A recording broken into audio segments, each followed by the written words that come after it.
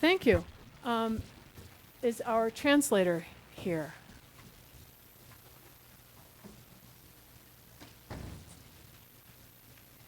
Sí, buenas tardes y bienvenidos de parte de la Junta Directiva del Distrito Escolar de Santa Bárbara. Si hay alguien que necesite la ayuda de un intérprete, por favor levante la mano para darle un audífono. Gracias.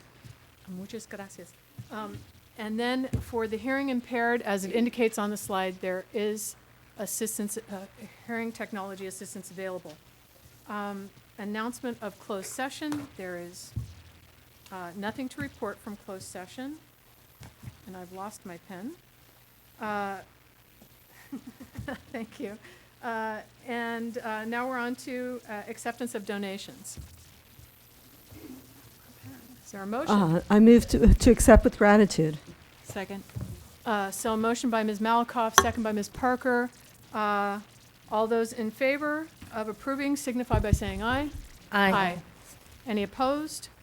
Thank you. Introductions, proclamations, presentations, or recognitions, Dr. Sarvis? Yes, we do have a presentation tonight. With us tonight, we have Principal Donna Ronzoni with some Roosevelt students to tell us about an opera residency program and that their school has had with the Santa Barbara Opera Company. Dr. Ronzoni, would you please take the microphone there? Good evening, and thank you for letting us come to show you and highlight one of the programs at one of our elementary schools that will highlight for you how we work hard at integrating arts education into the elementary program into those very short 186-hour days. The program that we'll highlight for you tonight is brought to Roosevelt School by the Santa Barbara Opera Company, but it has been at the Harding School in the fall, and it was through Dr. Kingston's wonderful review and recommendation that it was brought to Roosevelt, and we're in the midst of that opera residency right now. What I'm going to do is introduce you to Deborah Bertling. Deborah is a singer with the Santa Barbara Opera Company, and she is the lead presenter when she comes for the residency with our 5th grade, and she designed the elementary program. And then I have 2 of our 5th grade students who are in the midst of the residency and getting ready for their opera performance. Ms. Bertling? Thank you. We have a 5-week in-school program, about an hour each week, that entails opera history, opera etiquette, opera terminology, and 2 opera scenes that the children participate in. They sing the Parpignol or Toy Maker chorus from La Boheme in English. We don't make them learn Italian. And we also do the dream scene from Hansel and Gretel. So everyone gets a part in the dream. They pantomime the part to the music, and we do live music with them. We have 4 singers and a pianist that come every week to work with the children on how to put together an opera. So they learn from the backstage viewpoint. They learn how to work together as a team, because opera is a team sport. So we are having a blast with the Roosevelt students, and I know that there are 2 here just chomping at the bit to talk to you about it. I'd like to introduce Estefania Contreras, who has just been elected Secretary of Roosevelt Student Council, and Johnny Weger, who is preparing to represent Roosevelt at the Math Super Bowl.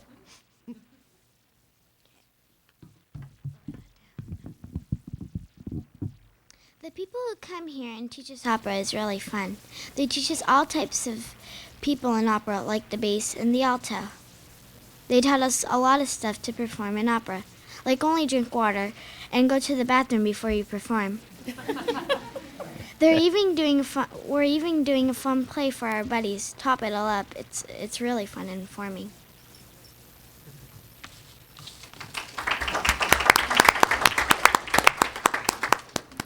Opera has been a fun activity for Roosevelt's 5th grade classes. We have learned many different things about music performing in opera. As Ms. Bartland said, we are currently working on a musical piece called Parpignol. It's about a town that gets presents once a year from a man named Parpignol. Also, we were working on a musical without vocals from Hansel and Gretel. We were cast and had fun practicing our parts. Our teachers all have different operatic voices. One is a soprano, another a mezzo-soprano, another an alto, and another a baritone. I hope we can continue opera because we all enjoy the class.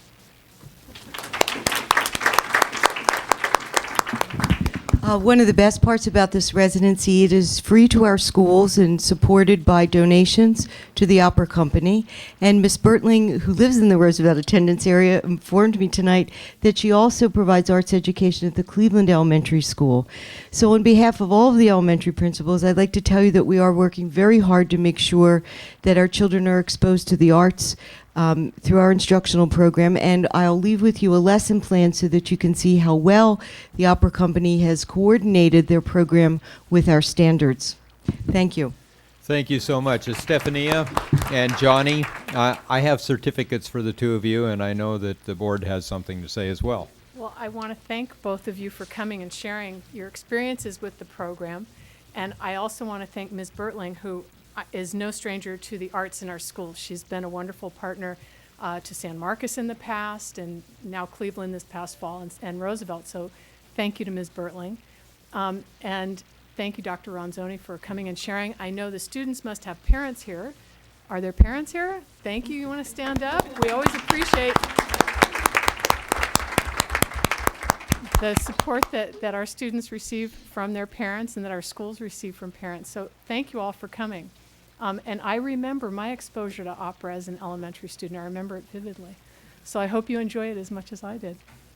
Thank you.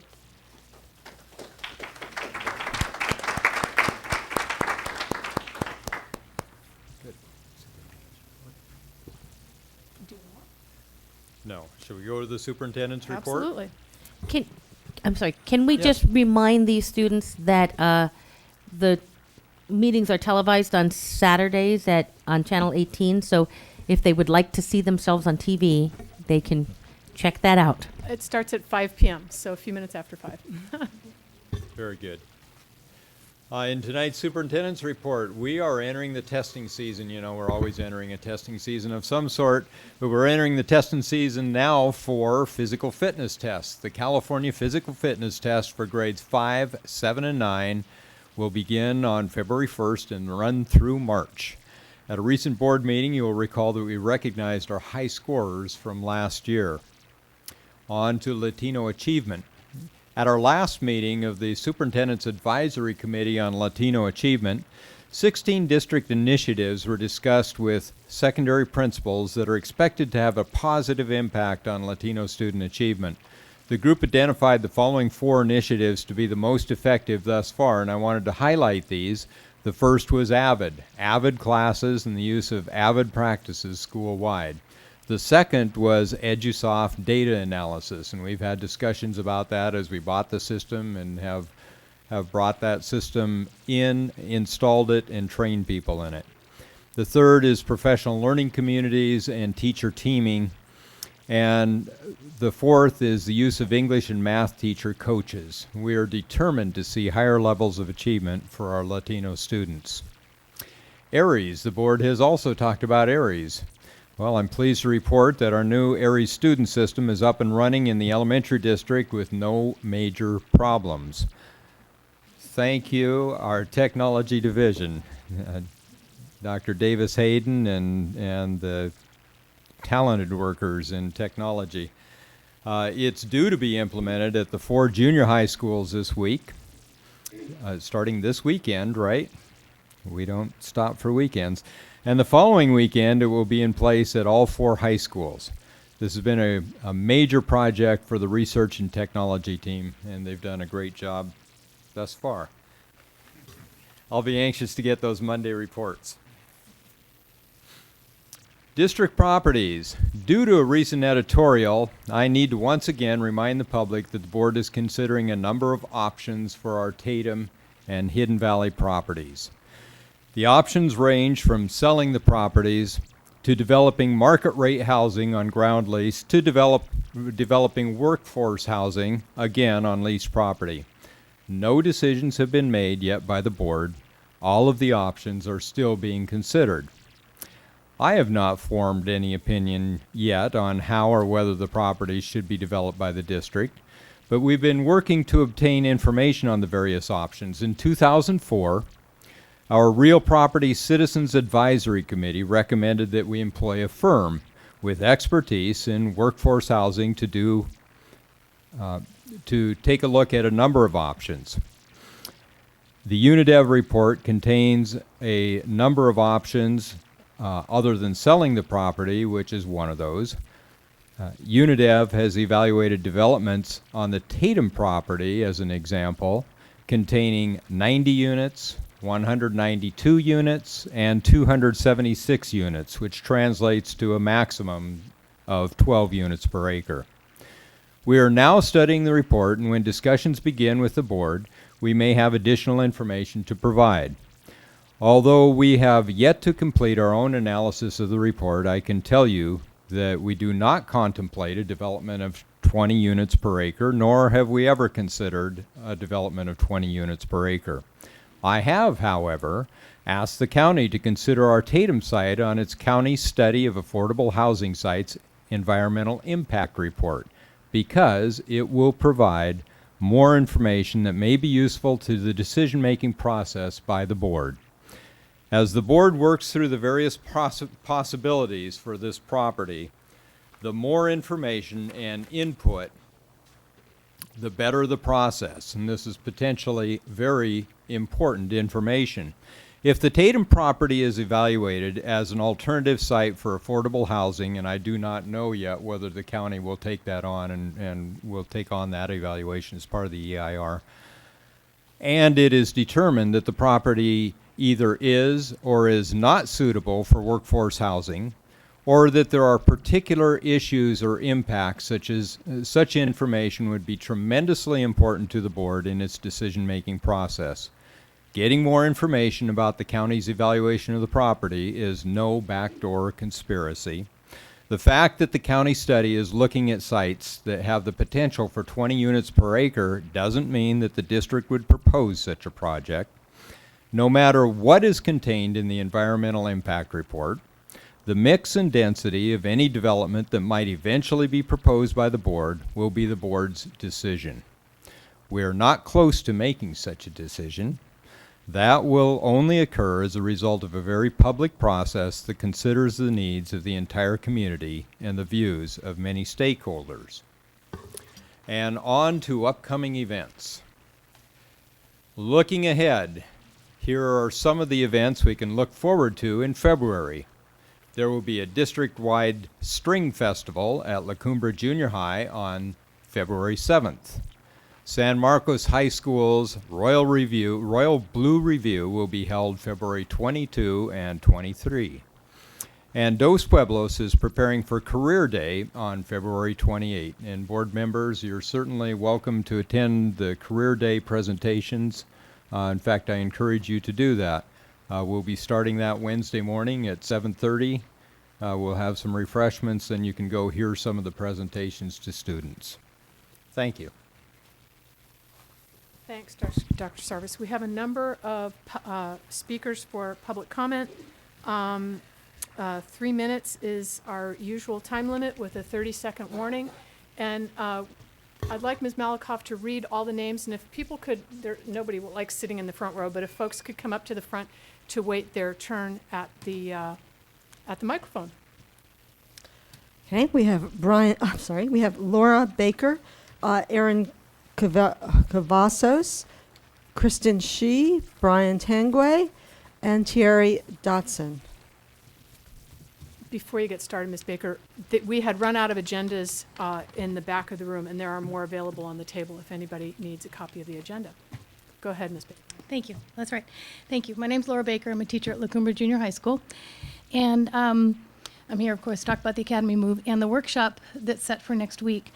I have a question for you. I don't quite understand what the difference is between a workshop and a board meeting, because the August 29th meeting was called a workshop, but it just felt like a board meeting. There was no discourse, no give and take, no discussion that happened. And to me, a workshop would be that kind of a meeting. So I'm wondering what the meeting is going to be next week. Is it just another basically board meeting with public comment, or is there going to be an opportunity to have open discussion, which is what we're really hoping for. I'll comment on that after the. Thank you. The other request that I have is that on February 6th, excuse me, I was hoping that Mr. Diaz will be available to speak as to how the elementary budget can fund such a proposal. And I know we have to talk in general terms at this point because we don't have specifics, but at the report that he gave last week on the budget, the idea of the elementary budget is, it's not, it's bleak. Let's just put it that way, it's bleak. And the secondary district budget does not look much better. This is an elementary issue. I keep saying that. It's got to come out of the elementary budget. I don't see how the elementary budget can assume this kind of funding. I can only assume that this money would be coming from facilities monies. And so is that deferred maintenance money? At what cost to the other elementary schools that need repairs? Is it I-98 money? There's almost nothing left in the I-98 funds. And let's call it like it is. Academies had their share of I-98 funds already. If you use what little is left, what projects get cut from the other schools at this point? I think you'll have a veritable coup on your hands if you touch that. And is it general facility money, whatever that fund is called? At what cost to the other schools in the district that need routine maintenance? I just don't see where this money can come from.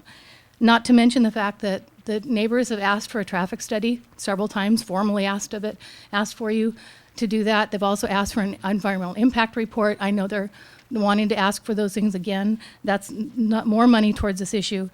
I don't believe that there's enough money right now in the budget to do this by July.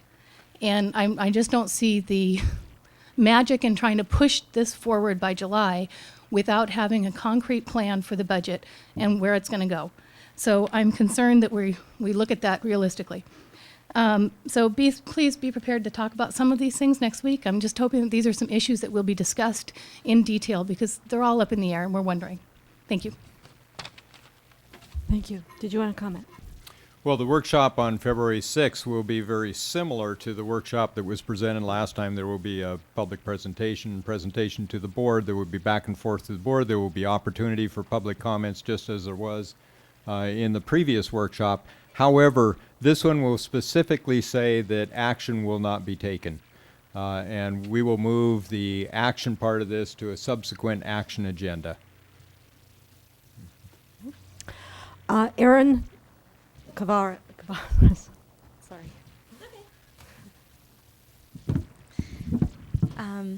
Good evening again. Good to see you all a week later, almost exactly, I think. Again, I'm a parent of 2 academy students, one in the 5th grade, one in kindergarten. And with a whole bunch of folks that are here with me tonight, too, we want to urge you to make a decision because it is 5 months away. And I'm sorry, I forgot your name. As Laura mentioned, 5 months is not a lot of time, and there's a lot that does need to be done. And so if the decision is made either way, we need the time to work things out with the other campus and the other parents and the issues that were brought up. And also for our parents, we need to know what's going on with our school. Again, so we can recruit parents, we can recruit more kids, keep our school growing, going forwards. Because to me, it would be very sad if this was to keep sliding backwards and we kept losing space and losing the ability to grow.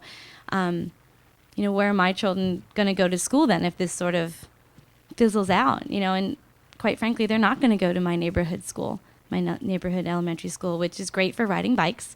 But it's not where I'd send my kids. I choose to send them to this school. So let's keep this really great school moving forward and providing for our children. Thank you. Thank you. Kristen Shi.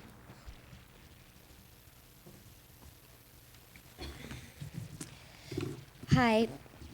Thank you. My name is Kristen Shi, and I am here to represent Santa Barbara Community Academy. I am also a parent and a mother of 4. I have a 5th grade student and a 1st grade student.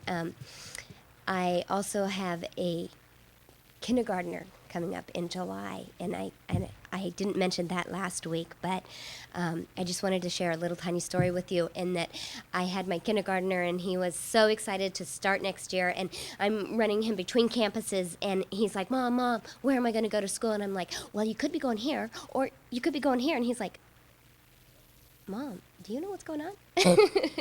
Are you sure you know what's going on? So it's kind of frustrating with that. But, I just wanted to thank you guys because I know you're doing a really good job and you have such a difficult budget to work with.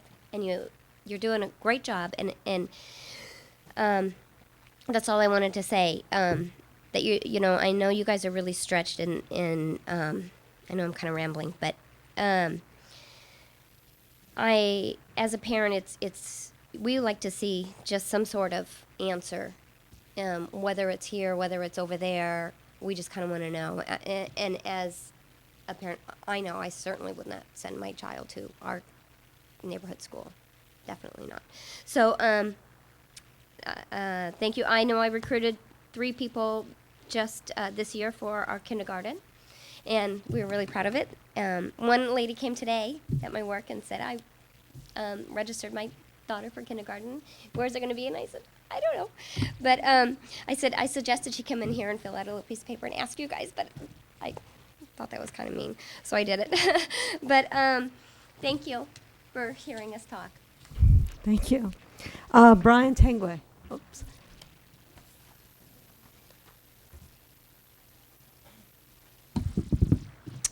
Good evening. My name is Brian Tangway, and I'm the parent of a kindergartner at the Santa Barbara Community Academy. This board has heard often in the past few months from the La Cumbre community about the proposed unification of the Community Academy on the La Cumbre site. I wanted to give you my perspective as an Academy parent. The consensus from the Academy community is pretty clear. We want our school unified at one site under the direction of a single administrator. There are several reasons why we feel this is important. First, the Academy is a community of students, teachers, and parents united behind a common philosophy. For this community to thrive and reach its potential, we need to be housed together. Second, the Academy places a high value on collaboration between and across grade levels. Reuniting the staff on a common site will make collaboration more effective. For most of us, leaving our downtown home is a bittersweet proposition, but we must focus on the upside rather than the down. Although staff, parents, and students have accomplished wonderful things at the Ortega Street site, it's obvious that the school needs larger digs. Will there be friction at La Cumbre when 2 distinct programs rub against one another? Undoubtedly. But with clear ground rules and willingness to compromise on both sides, La Cumbre and the Academy will have enough room to operate successfully. Moving the Academy to La Cumbre will not cause the sky to fall or the earth to stop rotating, and the sun is going to continue to rise in the east and set in the west. I know it's possible for an elementary program to occupy space on a secondary campus because I also have a child at Open Alternative School, where for many years the staff and parents have worked miracles with less than ideal facilities. While it's true that La Cumbre and La Colina are different physically, the physical differences don't rule out the successful housing of 2 programs on that site. And let's just be honest. This district faces serious ongoing financial challenges, and it's critical that we extract maximum value from our facilities. Given all our fiscal constraints and the fact that we do not live in a perfect world, housing the Academy at La Cumbre makes sense, and I'm confident that the La Cumbre and Academy communities will rise to the occasion and make the arrangement a stunning success. Thank you. Thank you. Thierry Dotson. Good evening. My name is Thierry Dotson, and I teach science over at La Cumbre. What I'd like to share is a quick analogy with you. Imagine if the Academy and La Cumbre were neighbors. The Academy is doing some work on their house, so we invite them over to our house, and I say, please come stay with us as long as you need, till your house is done. That was what we thought was going to be happening. And so time has gone by. We've been an excellent host. They've really enjoyed our programs. We've really enjoyed having them. We've inherited many of their students up into our La Cumbre facility. And now the time has come for them to find their own site, and they've looked at our house and said, you know, your master bedroom is a great spot. I think I might move in there. Your kitchen is really nice. Why don't we take that too? You can sleep in the garage. That'll work for you. We'll make that happen. That's fine. We'll make it accommodating. I'm looking at a classroom that has been there for over 70 years, which happens to be my own. It's plumbed with gas lines, demonstration tables, and sinks. And I could see an elementary teacher going, wow, what a great spot. But at whose expense? At the expense of the 7th and 8th grade students who for the past 70 years have been in that classroom. I just really ask that if you were to design a house, you wouldn't design it so quickly as to put it together without really thinking through the next year and the year after and the year after. You would come up with firm plans that could be reviewed and discussed. We have yet to have an opportunity to meet with the other teachers of the academy, with our Lacumba teachers. We have yet to have a PTA meeting between both of our schools. I just feel like there's not much communication taking place right now between the two. And you know, we've been excellent hosts, and I really want to stress that. We have been open arms to the academy, and if anything, that's probably the reason why they want to move to us. We have a beautiful facility. We recognize that. But at the same time, I really feel that more input needs to be given on both sides. I just don't think that they understand what some of the constraints are to our school. The idea that kindergartners will never share bathrooms with 8th graders, it's not possible. I just don't think that we're realistically thinking this out. For the safety and education and welfare of all children, I think a move like this in July is just not feasible, not only for the budget, but for the safety and education of all students. Thank you. Thank you. I think that concludes our public comment. Now we're on to our consent agenda. Board members?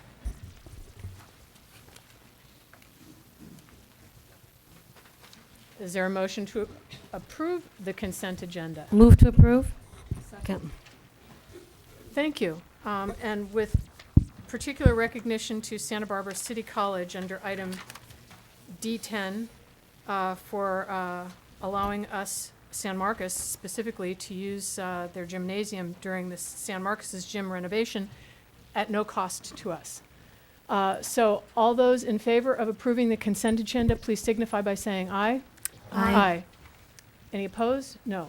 And the motion was by, thank you, Ms. Cordero, second by Ms. Malakoff. Okay. We are on to our action agenda. And item E1, the board approval of a statement of reaffirmation supporting the acquisition of the National Guard Armory site for community purposes. I'll let Dr. Sarvis give the background. It's connected to our joint City Council School Board meeting. At a recent joint meeting, the City Council gave us a report on progress toward acquisition of the Armory. The City Council was anxious to reaffirm their commitment to this cause, and they adopted a statement during our joint meeting. We did not vote on it because we were not agendized to vote on it. I offer this statement tonight for your approval.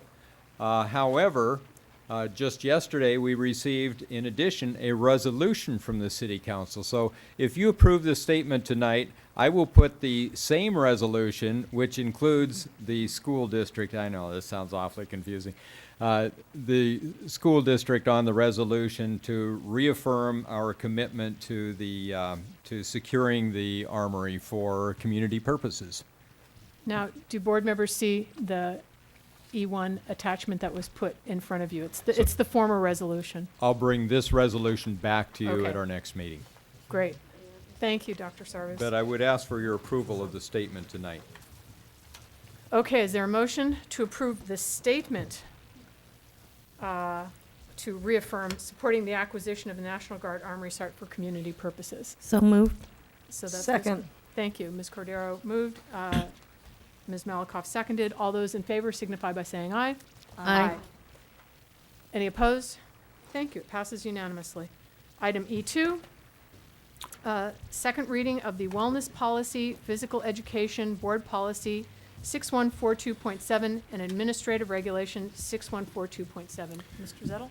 Well, since our wellness policy report this summer, we've been working our way through board policies and ARs on various elements of the policy. Tonight's presentation is a second reading on physical education portion, and I understand that quite a bit of work has been done on this, and we probably have speakers on this tonight as well. Mr. Zettel is our Assistant Superintendent for Secondary Education. Thank you, Dr. Sarvis and members of the board. I'm very pleased to bring forward the last piece of board policy for our wellness triumvirate or trio of board policies before you tonight. And a quick bit of background. About 2 years ago, the Wellness Policy Group formed 3 different committees. One was the Physical Education Community, which consisted of some teachers, some community members, members from different social agencies that had an interest in PE. That committee proposed a number of changes to board policy and had a number of recommendations. We've since gone through a lot of those recommendations. You've given me a lot of your interest, your wishes, and this is where we are tonight after several years. Now, we've also had, because of a categorical program monitoring visit by the State Education Department, a task force for physical education that was formed. And I've talked to you about 3 different compliance issues, and these were issues of non-compliance that were given to us by the CDE. To reiterate again, one of the issues of non-compliance was the legal requirement of 400 minutes every 10 days that, because of the block schedule, that San Marcos was not complying with. And I believe at this point that we have worked out with the State Department of Ed those issues, and we're going to be moving forward on that. We are in communication with Diane Wilson-Graham, who is the member on that CPM team, and she is concurring with what we're telling her that we're going to be doing with San Marcos. The other issue was the fact that we can no longer have students who have physical excuses for PE, sit out.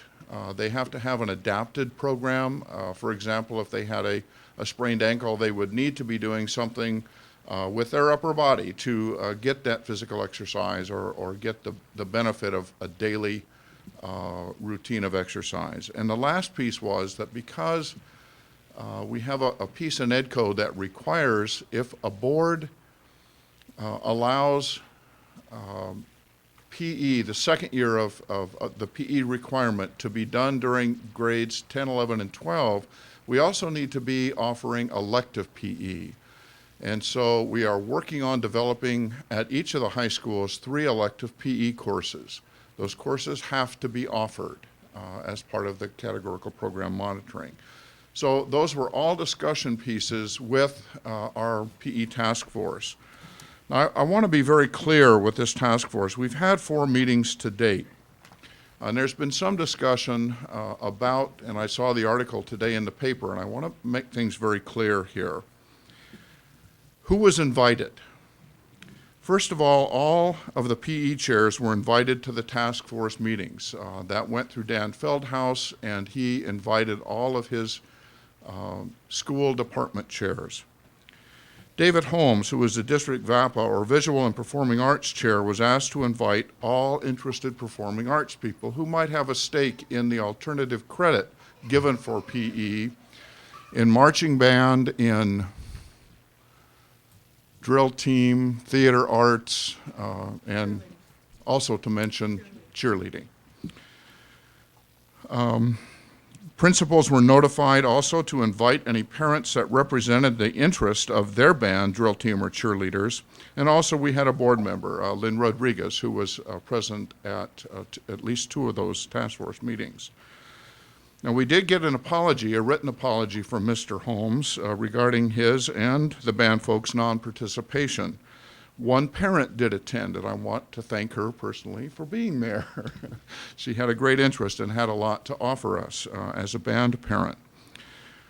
I did not invite parents who called after the news press article. It was previous to the one yesterday, preferring instead to have parents appointed by the principals that represented or were a voice for a larger constituency other than themselves. And that's typical of what you want on a large task force, people representing more than just their own opinion. Last night we had the fourth of the task force meetings, and we had a good representation this time from people from the band and also from PE. What I am bringing forward to you today is a recommendation that was crafted really without a great deal of participation from band people. And so that to me is problematic, and I'll wait until the end to give you my recommendation for where we go from here. The reason, you can see that we've worked out the 3 issues of CPM. A further issue of CPM, the categorical program monitoring, was a verbal admonition to me and to Mr. Gonzalez and Dr. Cynthia White that we were not to have alternative PE credit given for what we've been given, what we've been doing in the district. And that is, a student could go through their entire high school career without taking 1 PE class, but they could take band, they could take cheerleading, and so on. And the admonition was that this wasn't, according to CDE policy, a policy that was sent out to all the superintendents and the districts in 1999. I want to be clear here that there is no legal requirement not to do that. The board, and you've seen Mr. Price's wonderful write-up, and he tells me Nathan had a large piece in that, so I want to give him a little bit of credit too. But trying to clear very muddy water around this is a difficult thing. We are, and I have to almost say that this is a political piece too, not so much one that's put down in law. I am worried, therefore, and others are worried that have spoken to our lady friend from CDE, Diane Wilson-Graham, that she will indeed come back within the month and give us another finding of noncompliance with our issues with alternative credit for PE. But I'm not a mind reader. I can't tell you that she is going to do that. I don't know whether she will ever come back to do that. There's no actual requirement that we change our policy, except that as you read Mr. Price's review of all of the law, of the Attorney General's opinion, of the State Department of Ed and the State Board of Education's opinion, on which are very differing opinions, that this is what we're facing. In the first 3 meetings, to get back to the task force, the people that were there tried to craft a compromise, as it were. Not one that goes as far as the policy stated by California Department of Ed, but not one that continued the status quo. And that compromise with regard to marching band and the other alternative credits that were given was to give 1 year of alternative credit, or 2 semesters, whichever that might be, and to require that students in the 9th grade take PE. And that is a real requirement. That is set down, that students in the 9th grade really need to take PE as a course. So that's the recommendation that we have. Now, last night in our task force meeting, we had numerous voices speaking from our marching band and our concert band community. And a lot of good ideas came out. And the one key piece that came out for me was to give us more time, in that they had not been present at the other 3 meetings, and they were not present in the year previous in the Wellness Committee discussions, to talk about their issues with not wanting to have the demise of band. Nobody wants the demise of band or cheerleading or theater arts or any of these programs. as elective programs. The PE people that were at the task force meetings were very clear about that also. Nobody wants to see music in our high schools go away because of a categorical requirement. And so at this point, I think I'd like to amend what I have been talking about and what the task force has recommended to maybe put a little edge on it, that students need to take at least 2 semesters of PE, that we're recommending that they may also take 2 semesters of an alternative credit. Now that does not go as far as what CDE wants us to do, but it gives us a little more flexibility. So a student may get marching band credit the first semester when marching band is given, but then they need to take a semester of physical education. Now, last night we talked about perhaps because a concert band does not give credit for PE, but they have a 2-hour block in at least one of the high schools, that the marching band, the concert band could share an hour with the PE teacher to get the hour of PE credit in concert, and to pick up some of the, in concert, that was good, to pick up some of the requirements that are in the PE curriculum. And we talked about that and we threw that around. Another idea was that band to become a sport, an interscholastic sport, and therefore be waived from PE requirement, because that, if you're in an interscholastic sport, Ed Code says you can be waived from the PE requirement. That would require a vast overhaul of the CIF system in California, so that may take a while, but it was a suggestion. At this point, I see that as kind of a sticking point in this policy. I think everything else you've indicated to me that you agree with. It's just this issue with alternative credit. And I need to hear from you, and the folks that are here need to hear from you, your views on this, how far you want to go.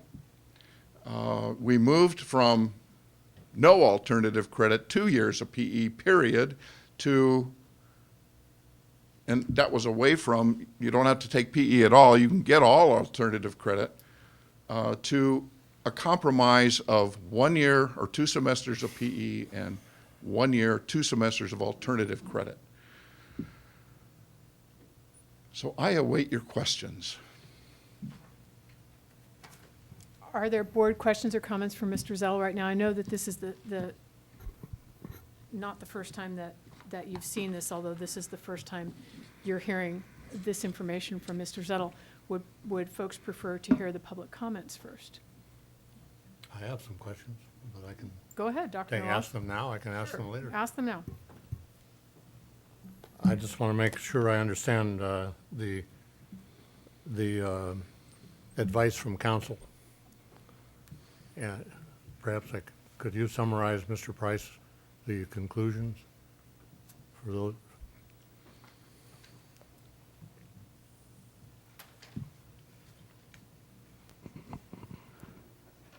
The conclusions are that there is no mandate under state law which would prohibit the district from allowing credit to be given for such activities as marching band, drill team, et cetera, as has been under discussion.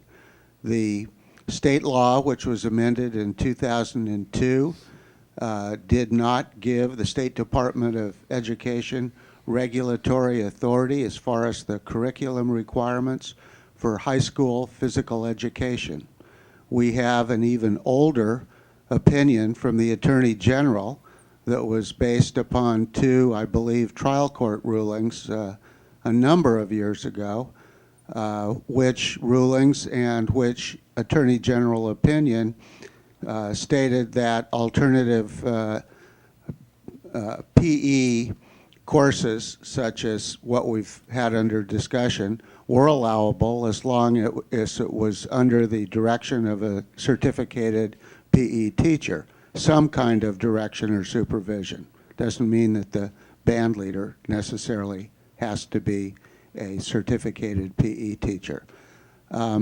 So in looking at those things, we decided to do some cross-checking with other districts and generally found that there were a number of districts that did provide the substitute credit. And the summary conclusion is that as far as high school PE is concerned, the model content standards that are issued by the state and will be revised next year are only model standards and are not mandatory on this district. Absent a mandatory requirement imposed by the state of California under legislation going back some 30 years, this Board of Education has local control and the ability to take actions and make decisions as long as they do not violate a mandate from the state. In this case, there is no such mandate. Thank you, Mr. Price. That's very helpful. May I ask a question to Mr. Zettel then? I'm a little, having a little difficulty understanding what the compromise is here. A compromise I normally see is here's a position here, here's one here, and there's something in the middle. Now, I've just understood a legal position that says the status quo is okay. And the compromise is to back off and cut out a chunk of marching band credit for PE. I don't see how that's a compromise. Sounds like a capitulation. You are certainly right, and Mr. Price is certainly right. What I was responding to in my recommendation to the board was a verbal directive from the State Department of Ed.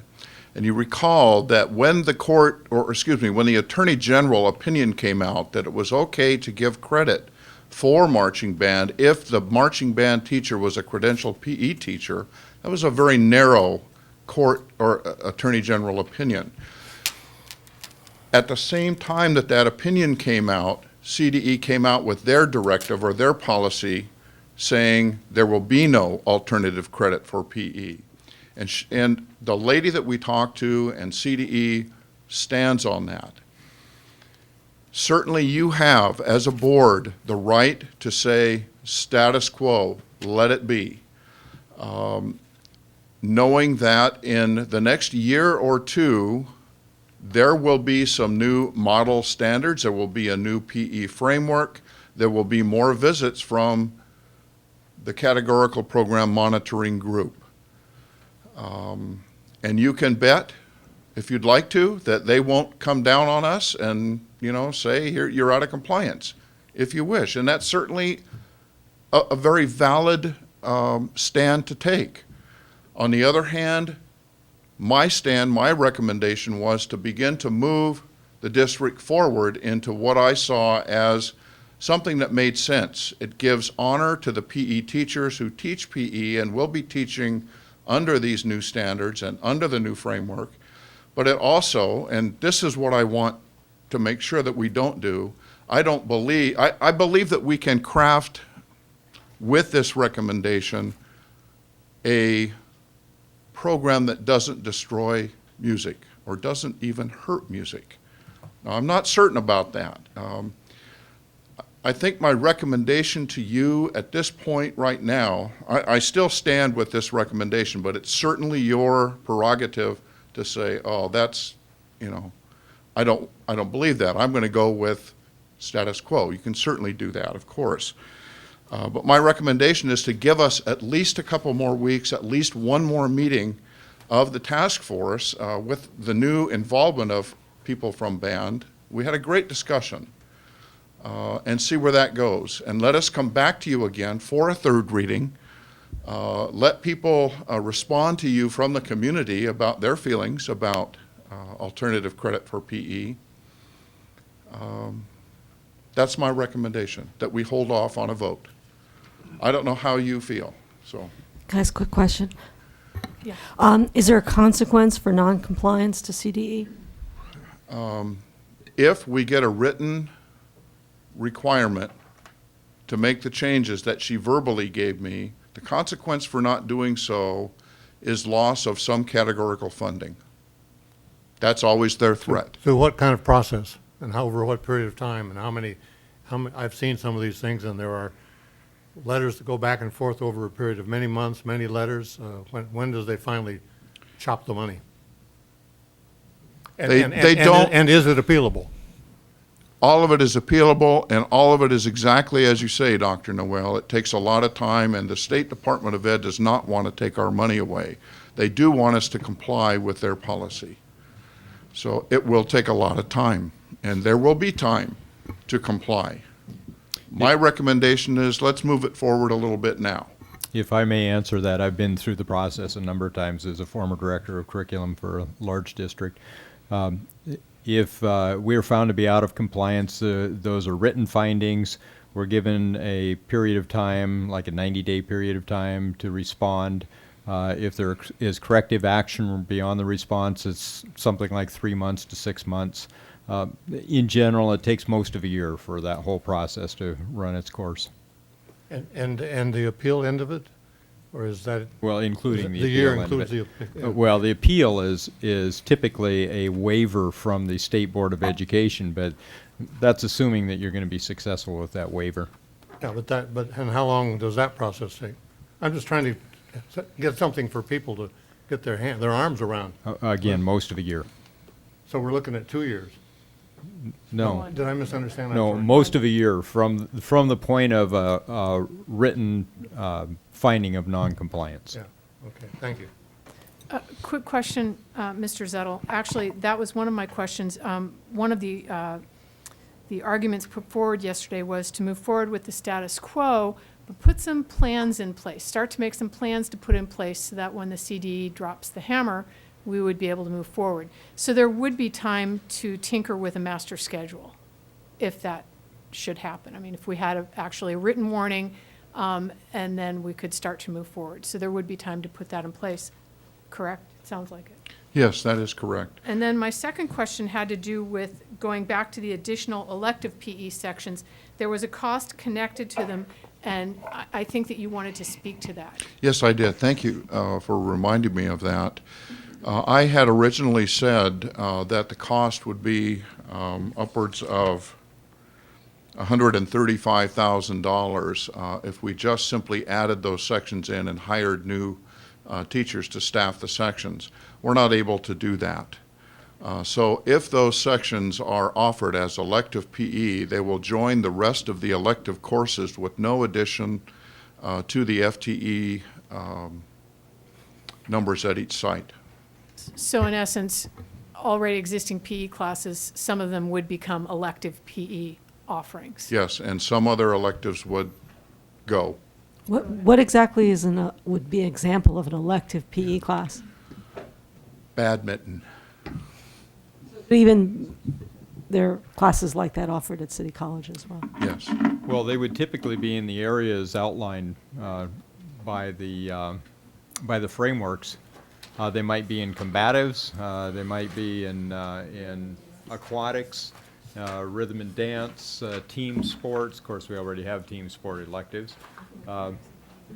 Mechanics of body movement. Did we cover it? Oh, gymnastics. Yeah, there are, with the new framework coming also, there's a whole set of classes that have been suggested, outdoor activity type things that would be appealing to students.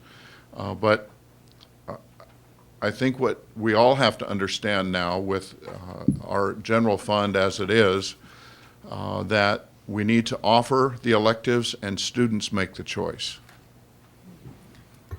Thanks, Mr. Yeah, Ms. Parker. I would like to wait to go into the meat of the discussion after I hear public comment, but I did have a couple of quick questions. One is, just on the topic of electives while you're speaking about it, will those be open to ninth graders, or is there going to be a ninth grade required PE class? There should be a ninth grade PE class. It's just so ninth graders wouldn't be open to take badminton, for example. Yes.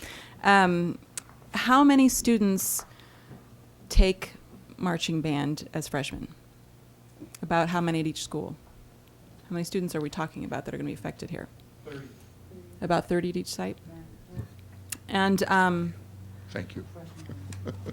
okay, and my other questions were, we're hearing a lot about marching band, but not hearing anything about drill team, cheerleading, play production. They have no problem with losing their credit, or they...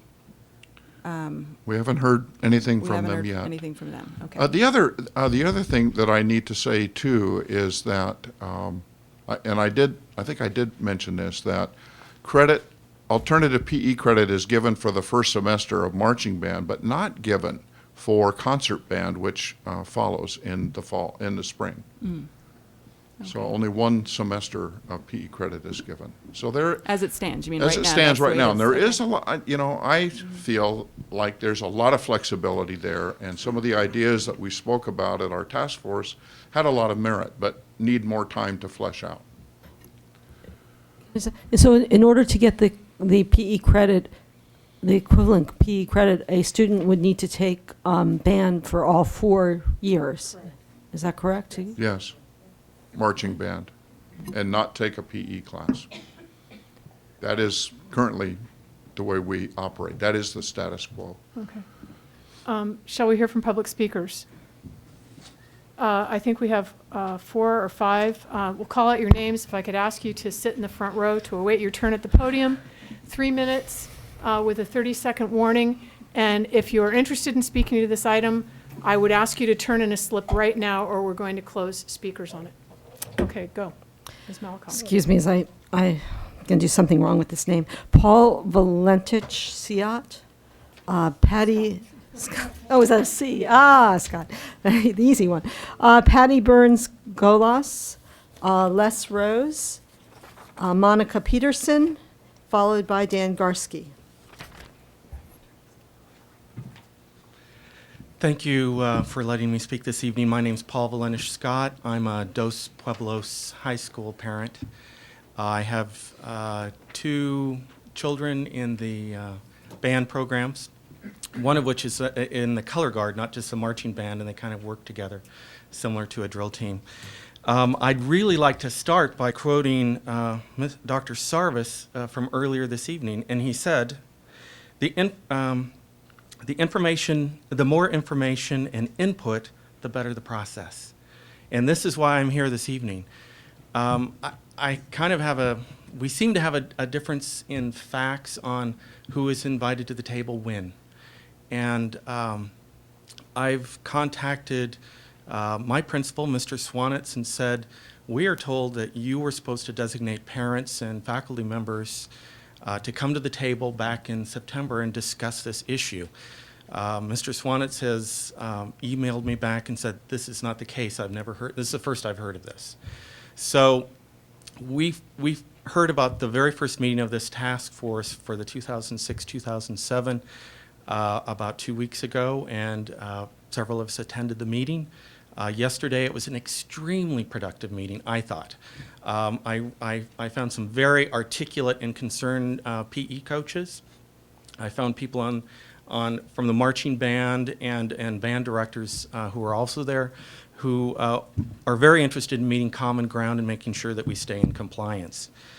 And I also learned at this meeting with the attachment that you have that there are several school districts in California who have tackled this problem and seemingly beat it. Huntington Beach, Palos Verdes Peninsula Unified School District, several others. We have not had the opportunity to go discuss those. Maybe Mr. Zettel has, but certainly we haven't from the band perspective. How did they beat the PE band requirement? How did both sides meet their ends? So we're just asking for some more time to meet in this task force and come up with a creative and positive solution for all concerned. Thank you. Thank you. Patty Burns Golas. Hi, good evening. Good evening, and thank you for hearing what I have to say.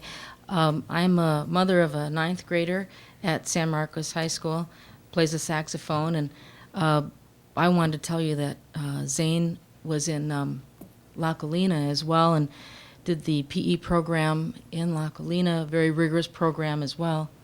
But I've never seen him in better shape than he is today going through marching band. They start practicing in June, and they practice 2 to 3 times a week. They work 4 hours at a car wash 3 times during the summer. Then they go on these competitions, and I went on every band competition to help as a chaperone and serve food and packed water in these huge coolers. And I brought a couple of pictures with me if the videographer wants to zero in on any of these. These are just a couple I took in Las Vegas at the first competition. This one right here. Can you see that? When we get there, we arrived in Las Vegas at noon, and then served them food. We were serving by 12:30. They were finished by 1. About 1:30, they started marching and practicing. And in this picture, you can see they marched them and marched them and marched them until we went on at, I think it was 4:30, and then they were one of the last to go on.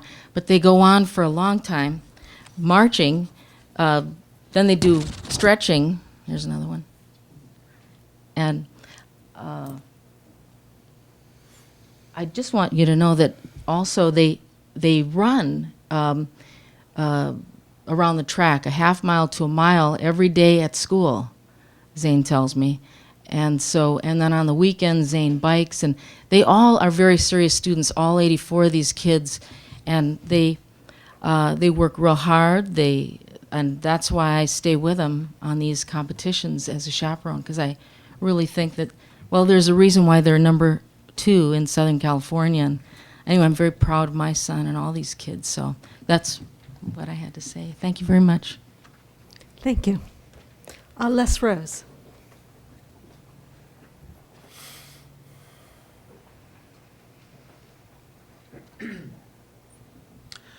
I too attended the task force meeting yesterday and also found it to be very invigorating and an excellent discussion. A lot of good ideas came out. But listening to Mr. Price's comments today and then Dr. Noel's questions start to ring in my ear the fact that there is no mandate for changing anything, and we are not legally out of compliance we haven't been given a written directive to change anything. So I would always be one to not go ahead and change something that's working for fear of someone coming back and giving us a verbal or written directive. That being said, a good part of the discussion yesterday did involve the idea of finding that middle ground where if we had to change something to be in compliance, we can do so without infringing upon a band program, and just making sure that everyone understands, because I heard your question, Kate Parker, and getting some clarification on what's given what semester. Just to be clear, if a student is not given the opportunity to continue with band in the second semester, the whole program falls apart, because there goes the enrollment of, at least in my program, 70 some odd students. What would make that happen? If they were forced to have to take a PE class in lieu of their spring semester band class. Now the whole equation falls apart. So I'm mentioning that so you understand how critical a compromise must be met, 30 seconds. but it has to be a compromise that does not inflict upon the scheduling of students in a band class. And I believe that the next step that we started to talk about and what was outlined in Palos Verdes and in Huntington Beach is doing it all together in the one class where the students are enrolled in the class and we find a way to work with the PE teacher during that period. That being said, I think it's a good idea to continue our task force discussions and not make any hasty decisions on this matter. Thanks. Thank you. I think you failed to mention that you are the band director for Dos Pueblos High School. Just want to make sure everyone knows that. Monica Peterson. School board members, I'm Monica Peterson, and back in September, I invited you to come to observe Saturday morning marching band practice. Actually, it was an all-day practice. It was my hope that you could observe the exercise that the students receive as they practice. It's quite a workout. Marching band is a team sport with competition between schools, just like any other interscholastic sport. I would like to present the following 4 points for you to consider tonight. First, marching band is a strenuous physical activity. While it is great exercise, marching band does not cover the entire physical education course content in all 8 areas. It is also true that none of the PE classes will cover all of the areas. Marching band should not be singled out for exclusion of PE credit. Why haven't other classes, like independent study PE, that specialize in one content area, received the same scrutiny? Second, quoting from tonight's attachment, the second reading of the wellness policy, second to last page, third paragraph under conclusions, it states, Education Code Section 60605.2 states that CDE's model content standards for PE are intended as a framework for programs that schools may offer, and that nothing in the statute requires the school to follow the model content standards. Third, I disagree that this proposed change will have no fiscal impact. Information given to the PE Task Force on November 28th stated that because of the need to offer additional elective PE courses, 3 at each high school, totaling up to 9 additional classes, the cost could climb to $135,000 per year. This will not just come from other electives. Classes like band will become smaller. They will still have to have the same teacher. You're going to be taking kids out of band and creating a new PE class. There will be a fiscal impact. Fourth, recently the school board voted to add health to the schedule of all 9th graders. If you also decide to add another PE class to the students that are in bands, it will decimate some of the electives. There are only a certain number of periods in the school day, and valuable electives like marching band will suffer. It has also been shown that, like in sports, once the child stops a program like music for a year, they are much less likely to join the band the following year. Please vote tonight to make no changes to the way PE credit is earned by marching band students. Thank you. Thank you. Last, we have Mr. Dan Garsky.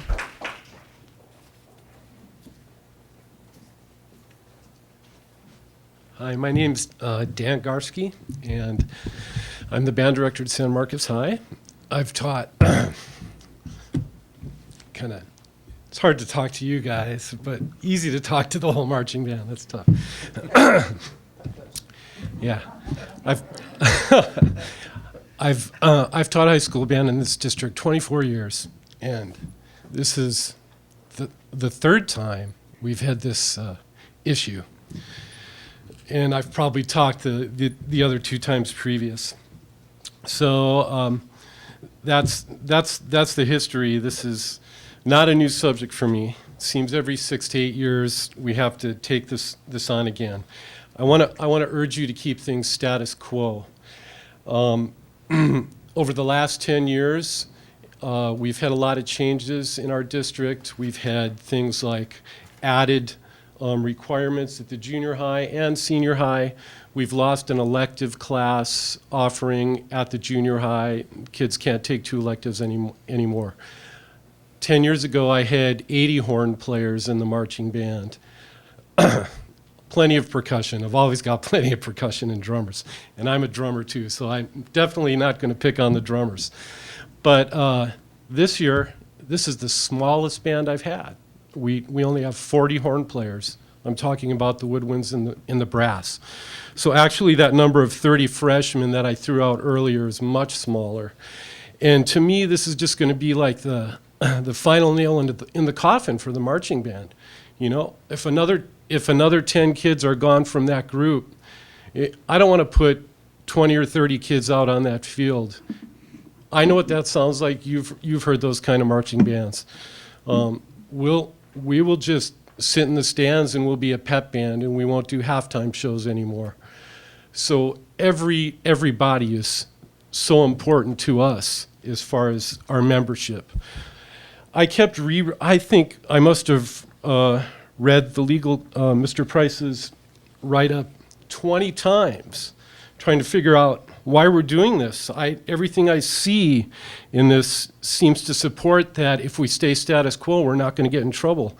Even if we I don't think we're going to get anything written from our CDE watchdog person because the California Attorney General has not revisited the issue and it has not been tested in the courts. They don't have any legal backup. We could challenge her written warning.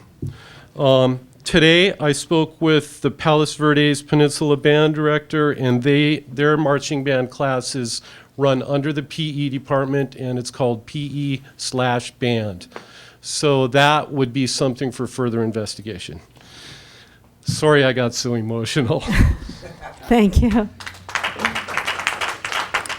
That's it. Thank you to all of our speakers, and I would have expected nothing less, Mr. Rogarski. I think that's very appropriate. Board comments, questions? I had a couple of questions that were already touched on by the earlier questions, but something came up in the speaker's comments that I wanted to clarify because, Mr. Zettel, I think you said that, at least I understood your comments to mean that currently students can get PE credit for the first semester of band, and then they do not receive PE credit for the second semester of band. But the band director said that if the students didn't have the full year of credit, it would hurt the program. So I'm wondering what's the situation now? When I spoke to several counselors at the high schools, they indicated to me that only the fall semester was given as alternative credit. That's the marching band. So the students currently do not receive a full year of PE credit? No.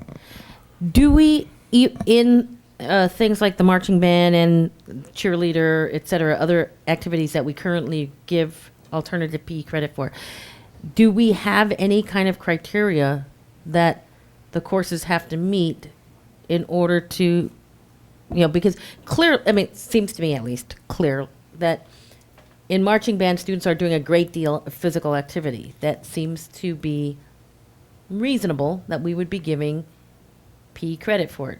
Do we, and I would, just sort of common sense would say that in cheerleading, the students do a great deal of physical activity as well. That would be reasonable to consider a PE activity. Do we have any kind of criteria that identifies that as a that classes have to meet in order for us to have given them alternative PE status? That's an area that we have not gone into. Clearly, the Title V statute gives us 8 areas of PE that need to be covered. That's in the California Code of Regulations. And that's what the California Department of Ed speaks to. We don't have anything in our curriculum that aligns what is taught in band or cheerleading or theater arts to those criteria. Now, I need to clear this up. There's a great deal of difference between exercise and instruction in physical education. And we had some very articulate physical education teachers that made that very clear to the task force. Exercise is not PE. Exercise may, that a marching band does certainly may fulfill the requirement for rhythm and dance, for example. If we could find that alignment with the standards. But it has not been done in this district. Well, and thank you for pointing that out, because I totally agree with that. There is a difference between education, physical education, and physical activity. Any other comments? Dr. Hayden, did you have a comment that you wanted to share? Yes, this may have a bearing on this entire discussion. The physical education test may become mandated to be passed by ninth graders. If so, they have to take an extra year of PE. I just want to put that as a point of information that may need to be inserted into this entire discussion. I thank you for bringing it up. Actually, it was discussed at our task force yesterday, and in fact, correct my understanding, it may be rolled into the API.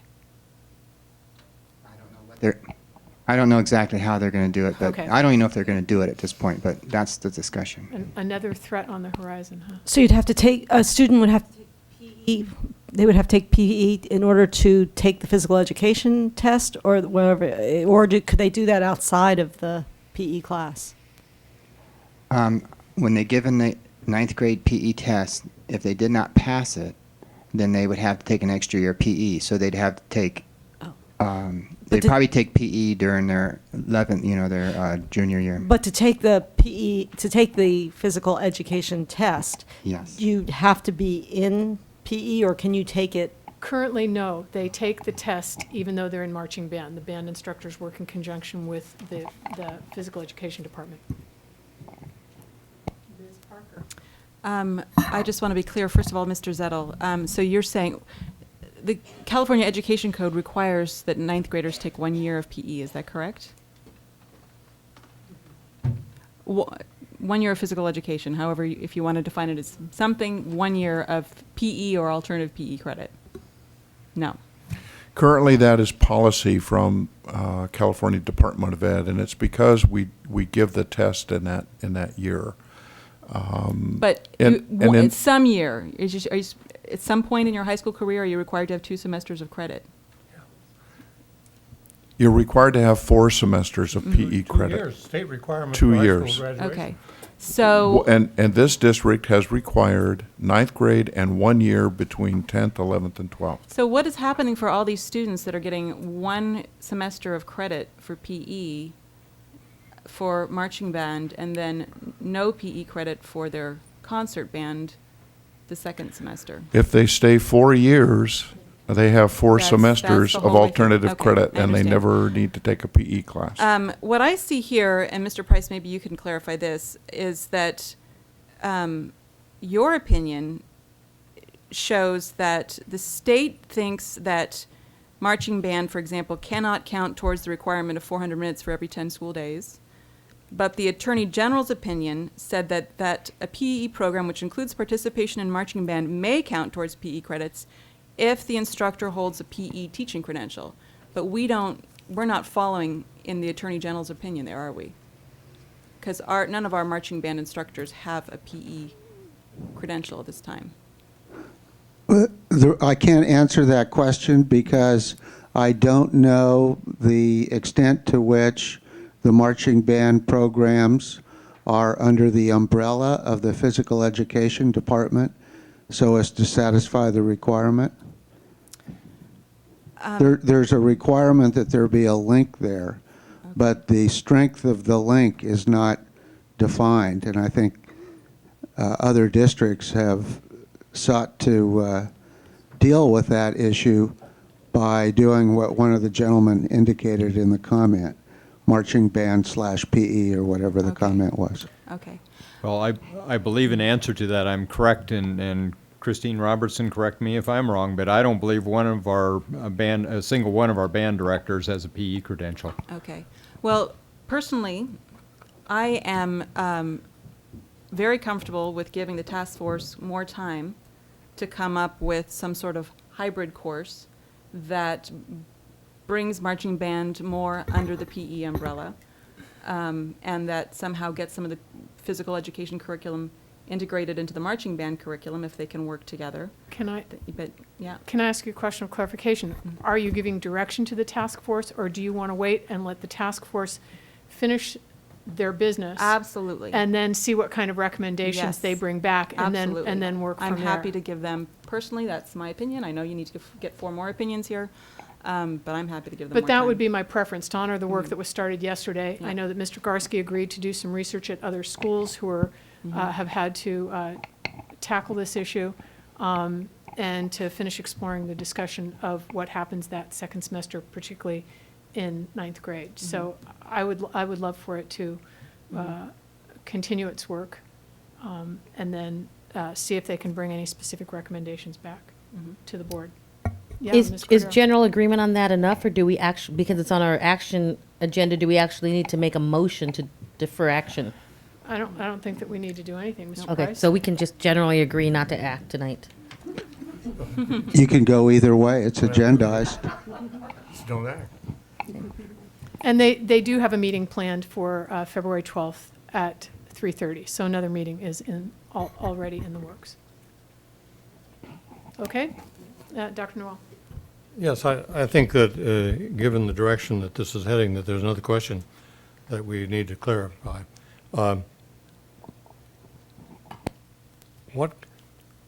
What kind of, don't we have a tradition of having walk-on coaches who are not credentialed PE teachers, but are in fact handling PE classes in 6th period? And is that correct? Okay. So, and that's been my understanding for a long time.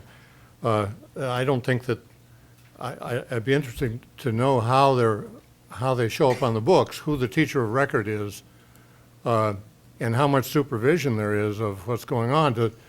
Who's the teacher of record for golf at Campus X, for example?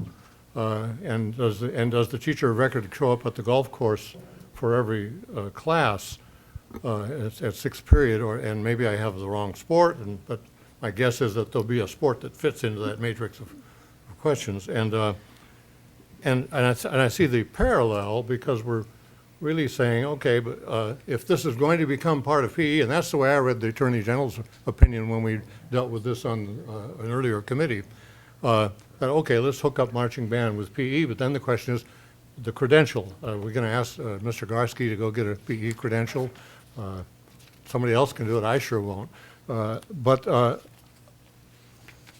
if there's a precedent that non-credentialed but highly trained people are in fact the primary deliverers of education in 6th period athletics classes, then I don't see that there's a problem having a highly skilled marching band director who also has to know a lot about the physical aspects of marching band, deliver that service whether it's under the PE rubric or not.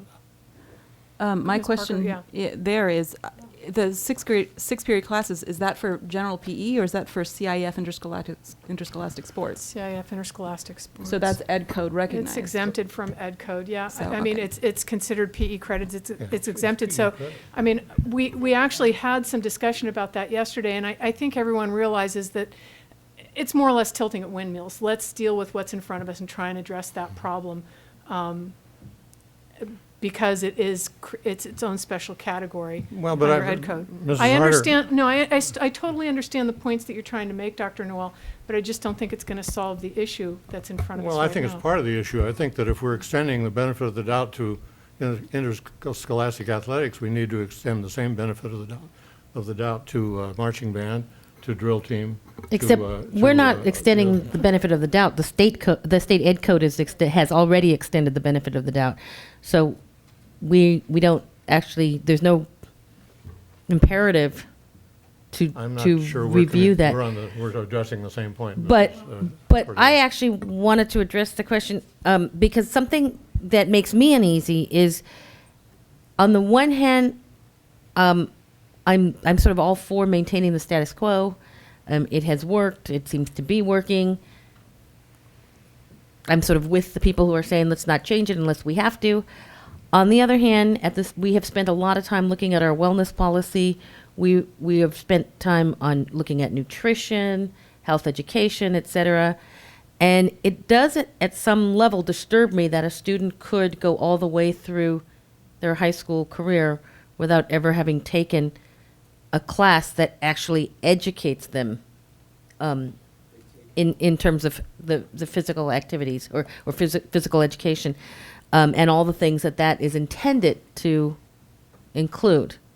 Now, it does no good if we're putting them in classes that don't really include those things, but at least there's some reason why, as an educational community, there has been a belief that physical education, not just physical activity, but physical education is valuable and necessary to our students. So part of me also worries that we're not encompassing that aspect of it by just maintaining the status quo. So I'm basically just hoping that as the task force discusses this, we will hear a little bit more of the discussion about how the task force has either reconciled that or what the issues, how you've grappled with those issues.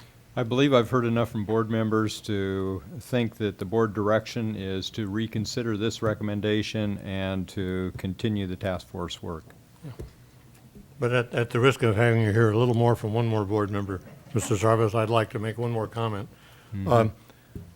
All of this, it seems to hang under kind of a sword of Damocles of a person on the nth floor at 1430 N Street in Sacramento who is called the CPM monitor. That's the, what do you call it? Something, Consolidated Program, Categorical Program Compliance Monitor. We haven't had it in writing from this person. We haven't had, to my knowledge, any communication with this person's superiors to see whether this person is in fact a Lone Ranger, and there are Lone Rangers in the CDE. We haven't heard, for example, from the director, Bill Padilla, isn't he the director of accountability in general? No, he's a Well, I got the wrong guy, okay? He was elevated. Okay. Yes. And indeed, this community is not without its communication lines to Jack O'Connell.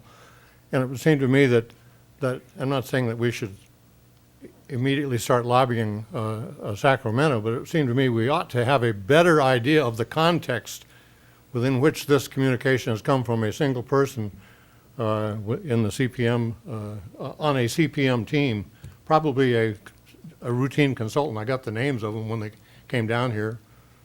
They were just 5 people, I think. I'd like to understand more what's driving this.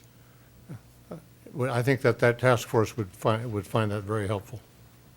Thanks, Dr. Noel. Actually, Mr. Zettel, could we charge you with trying to gather up some of that information? Certainly. Thank you. I really do appreciate the dialogue tonight, and thank you to all of the members of the board and the community for coming out. This is a difficult item to bring before you and a difficult recommendation to make. And as we go forward with our task force, hopefully we can look at the interests of every group that's involved and come up with a third alternative, as it's called, a win-win for everybody here. Thank you. I want to thank all the band supporters and the other public speakers who came. Thank you. So we will revisit this at the board level after the task force meeting. The task force is meeting on February 12th at 3:30 in the afternoon, somewhere in this building. Wherever there's space, yeah. Thank you very much. So we're on to item E3. And we're a Can bit we have behind. a little break before we go on? Would you prefer to take the break now? I personally sort of need to. Okay, let's take a short break, 5 to 10 minutes, and then we'll be back to item E3. Good. Agenda E3, approval of Santa Barbara High School request to fundraise for a new faculty reading room on the Santa Barbara High School campus. The board has had a presentation on a similar request before. I'd like to introduce Paul Turnbull to do the presentation tonight. This is on a new faculty reading room. Thank you for hearing me once again. For the sake of avoiding redundancy, the issue is still at hand. We have on our particular campus 2,450-ish students about 123 teachers, including some adjunct faculty at the City College. We have no faculty lounge per se. The last time that I was here, I was using the term faculty library. We're going away from library, thank you, Dr. Noel, and towards reading room, which is a more, I think, apt explanation of what would happen in there. Other people have also suggested resource room, which again is also, I think, an appropriate explanation of the activities that would happen there.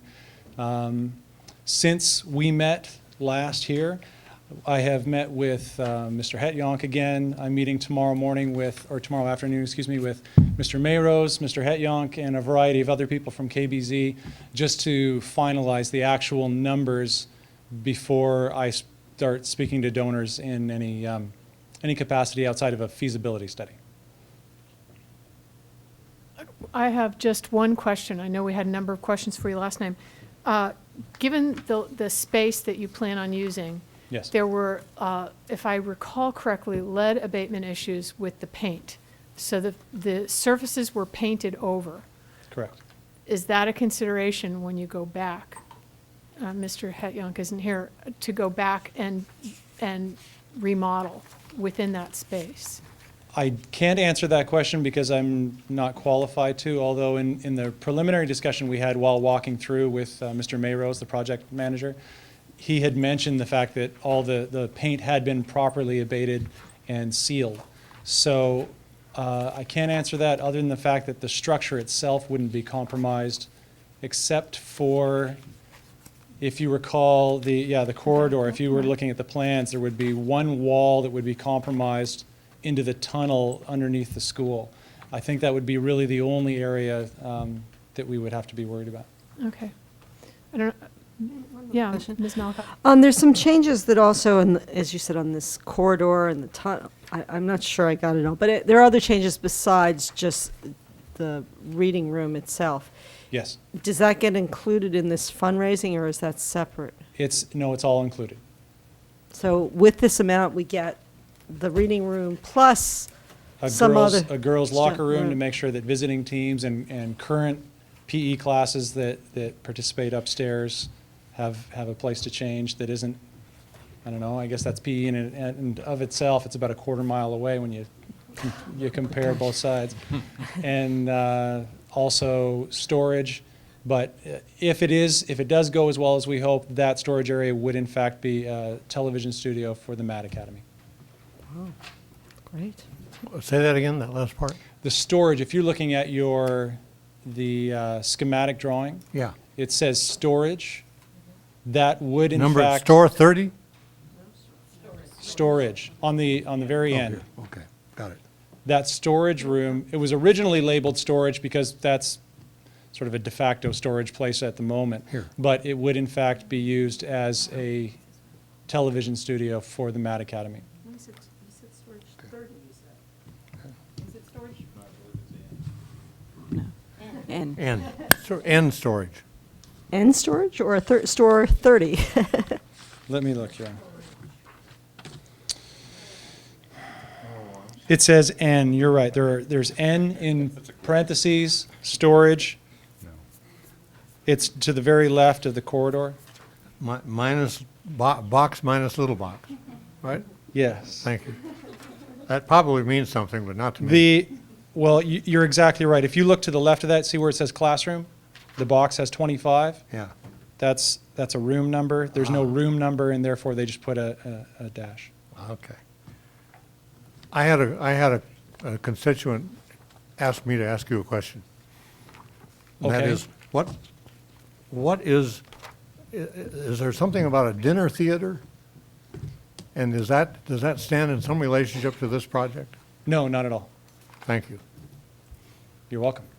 And You got off- that, my constituent? An Thank you. off-the-wall question from a constituent. Dinner theater, okay. Would you- Any other questions from board members? I can fill in the blank if you wish. Yes.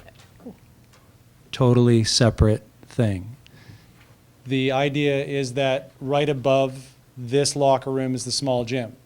Our current, and you've heard me speak about this, I'm sure in other venues, but our current kitchen situation is one of unending construction.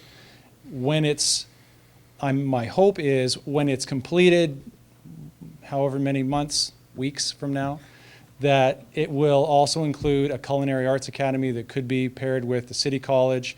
Because of its physical relationship, the kitchen to that small gym, we could have a dinner theater. I came from a district and taught in a school in which a small space like that was used as a dinner theater. So if you're standing in the small gym, the back wall of the stage are actually 2 barn doors that open up. You could potentially use the small gym as a dining room. You could build a small set that is reversed, facing inward toward the stage. So you're sitting, looking out at the audience. You just can't see the audience and the general theater itself because there's a set there. And the Culinary Arts Academy would work with the theater arts department. Therefore, we would have a pretty darn good show. Again, totally different and unrelated topic. And not on the agenda. Not about the, no. Thank you. Any other questions, comments? Okay, this is on the action agenda. Mr. Trimble has been here before with this proposal. Would anyone like to make a motion? Move to approve. Second. So there's been a motion by Ms. Cordero, second by Ms. Malakoff to approve the Santa Barbara High School request to fundraise for a new faculty reading room on the Santa Barbara High School campus. All those in favor signify by saying aye. Aye. Any opposed? No. Thank you. Passes 4-1. Thank you. Fundraise away. Away I will. Thank you. Now we are on to our. Madam President, I would simply say that I explained my vote at the last time this was before the board, my concerns about the way these efforts tend to leverage district funds when they fall short of their goals, and I'm concerned about that. And I'm terribly concerned about using this space on a campus which doesn't have enough classrooms. That's why I voted no. Thanks. On to item E4, board action on student expulsion case number 0607-27. Is there a motion? Move to approve the findings and recommendations of the hearing panel. Second. Thank you. Motion by Ms. Parker, second by Ms. Malakoff. All those in favor signify by saying aye. Aye. Any opposed? Okay, it passes. Oh, I'm sorry. I beg your pardon. No, I would like to have my vote changed to a no. Thank you. So Thank you it very much. passes 4-1 with Dr. Noel being the no. That was bound to happen sooner or later, right? Okay. Make note of that, will you, videographer, please? Of James Bond fame, yeah. Conference agenda, we are on to item F1, report on Santa Barbara County Office of Education's Summit High School. We're pleased to have the county office with us tonight. Oh, excuse me, and Mr. Zettel, our Assistant Superintendent for Secondary Education, will make the introductions. Thank you, Dr. Sarvis. I'm very glad to have before you Mark Lufkins, who is the principal of Summit High School.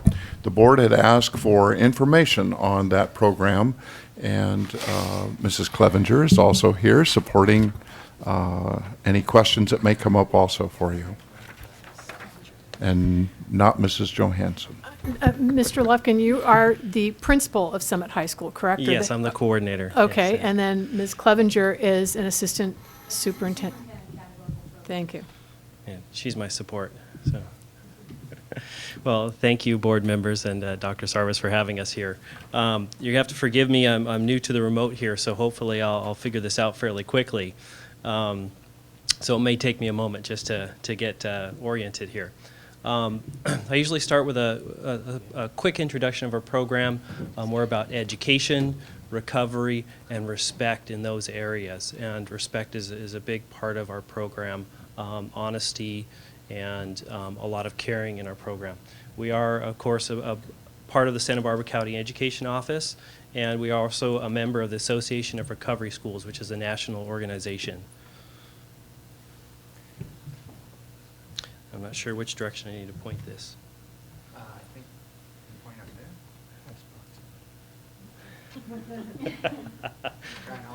Oh, yeah. I'm going through them here. You want me to do it here? Yeah, I think we're going to need to do that. Okay. The criteria for enrollment into our program, successful completion of an appropriate treatment program for drug or alcohol abuse or addiction. We really look for, or what we accept are students who have been through, it could be either an inpatient type program or an outpatient type program. And that can really vary. It could be a 12-step program, and it may not. It may actually be a faith-based or other types of programs. So we've got a wide variety of students that we accept. We really look for a history of and a commitment to remaining clean and sober, because that's the foundation of our program.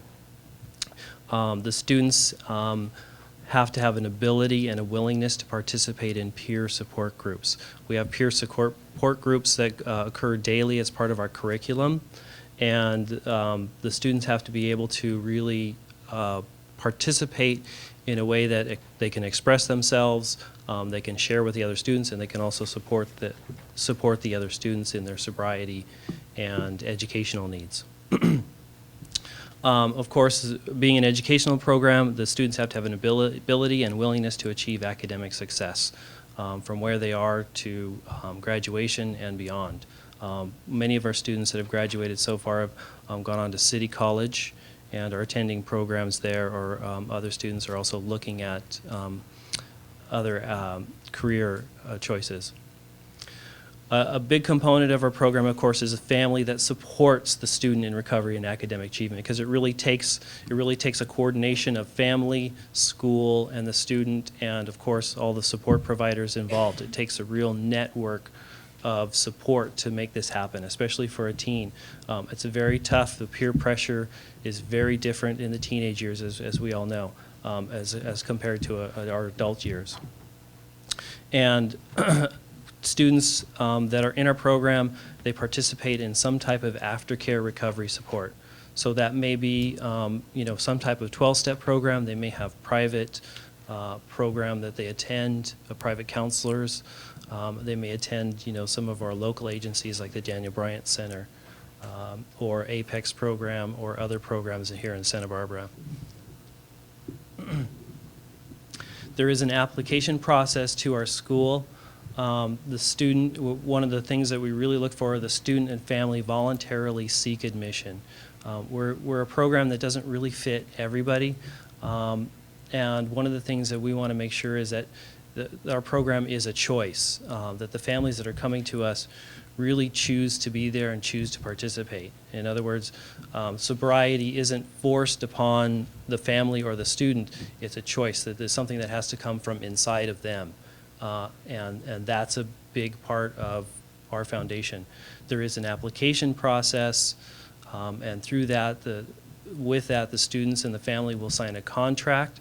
They sign a contract for sobriety to make sure that they're following sobriety. They're really following the ideals set in the program, supporting the other students, honesty, letting us know if something doesn't go right, that they need extra support, and we make sure that that happens.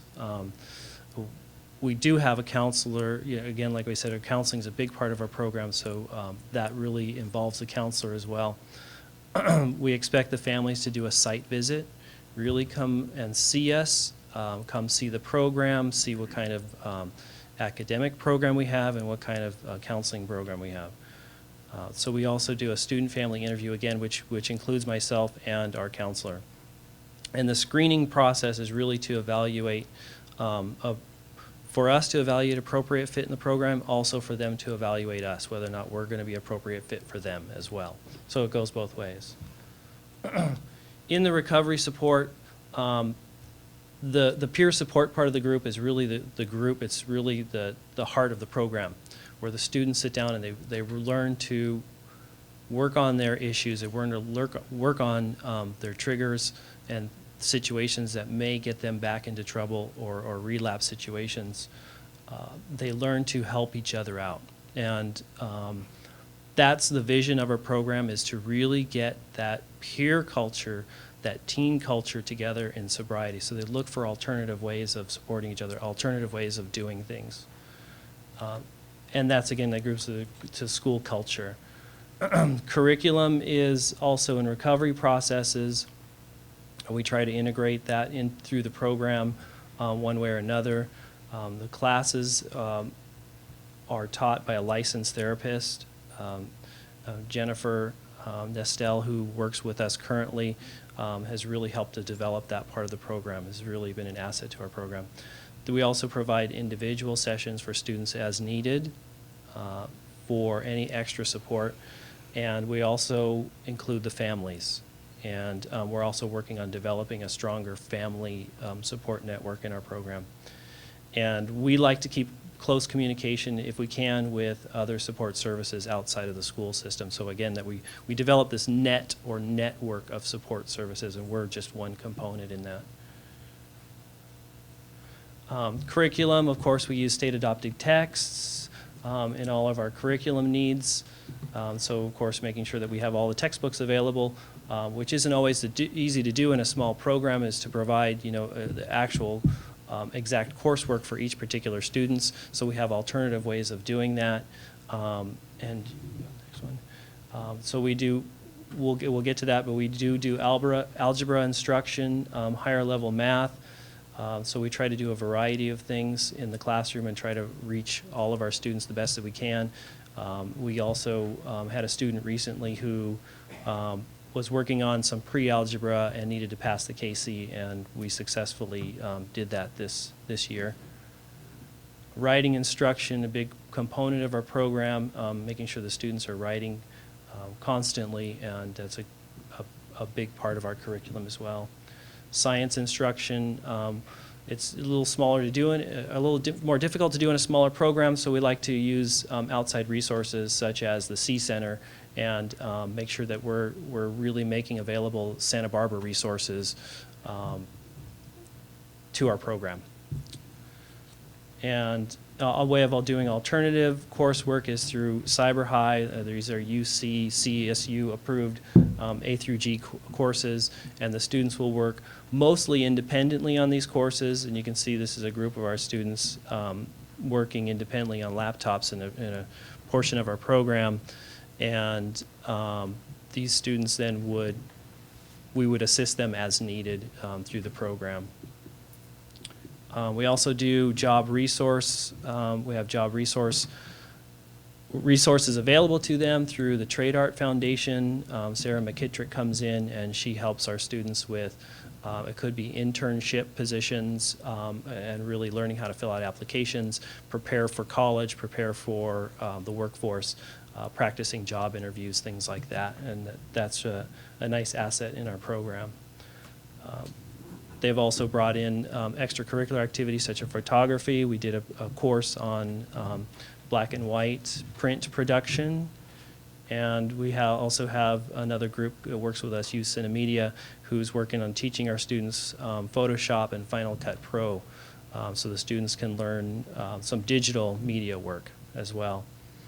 Okay, this one's a little more serious because people usually ask about our program, because students there's different ways for students to leave our program.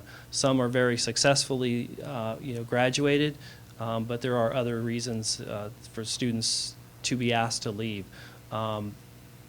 If a student's behavior becomes uncooperative, disruptive, and they're unable to function in the support group, and they're really no longer supporting the program or themselves or the other students, then they can be asked to leave our program.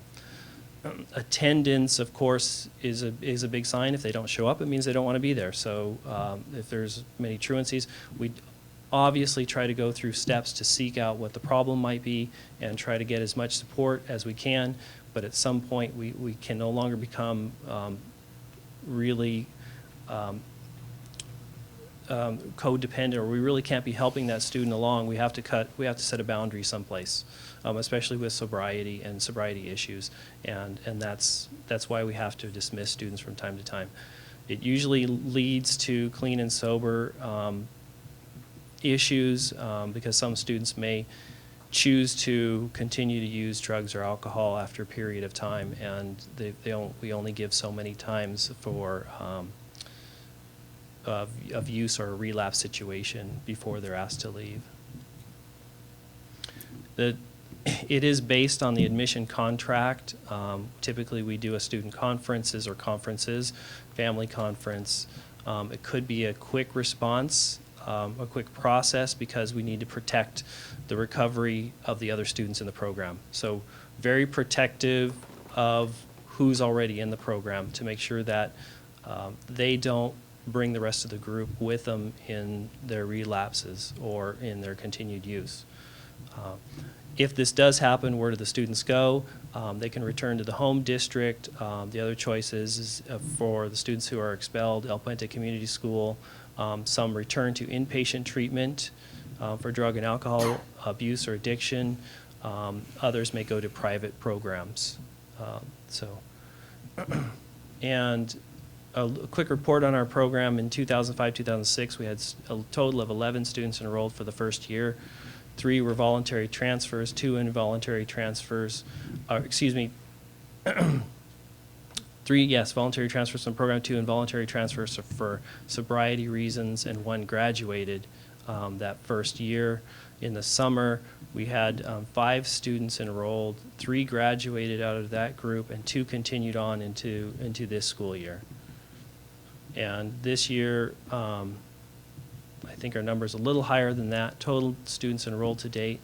So far, 2 have graduated, finished their graduation requirements this year. We had 3 transfer. 1 was back to the district, a very successful student, and decided that's where he wanted to be, and transferred back to Dos Pueblos.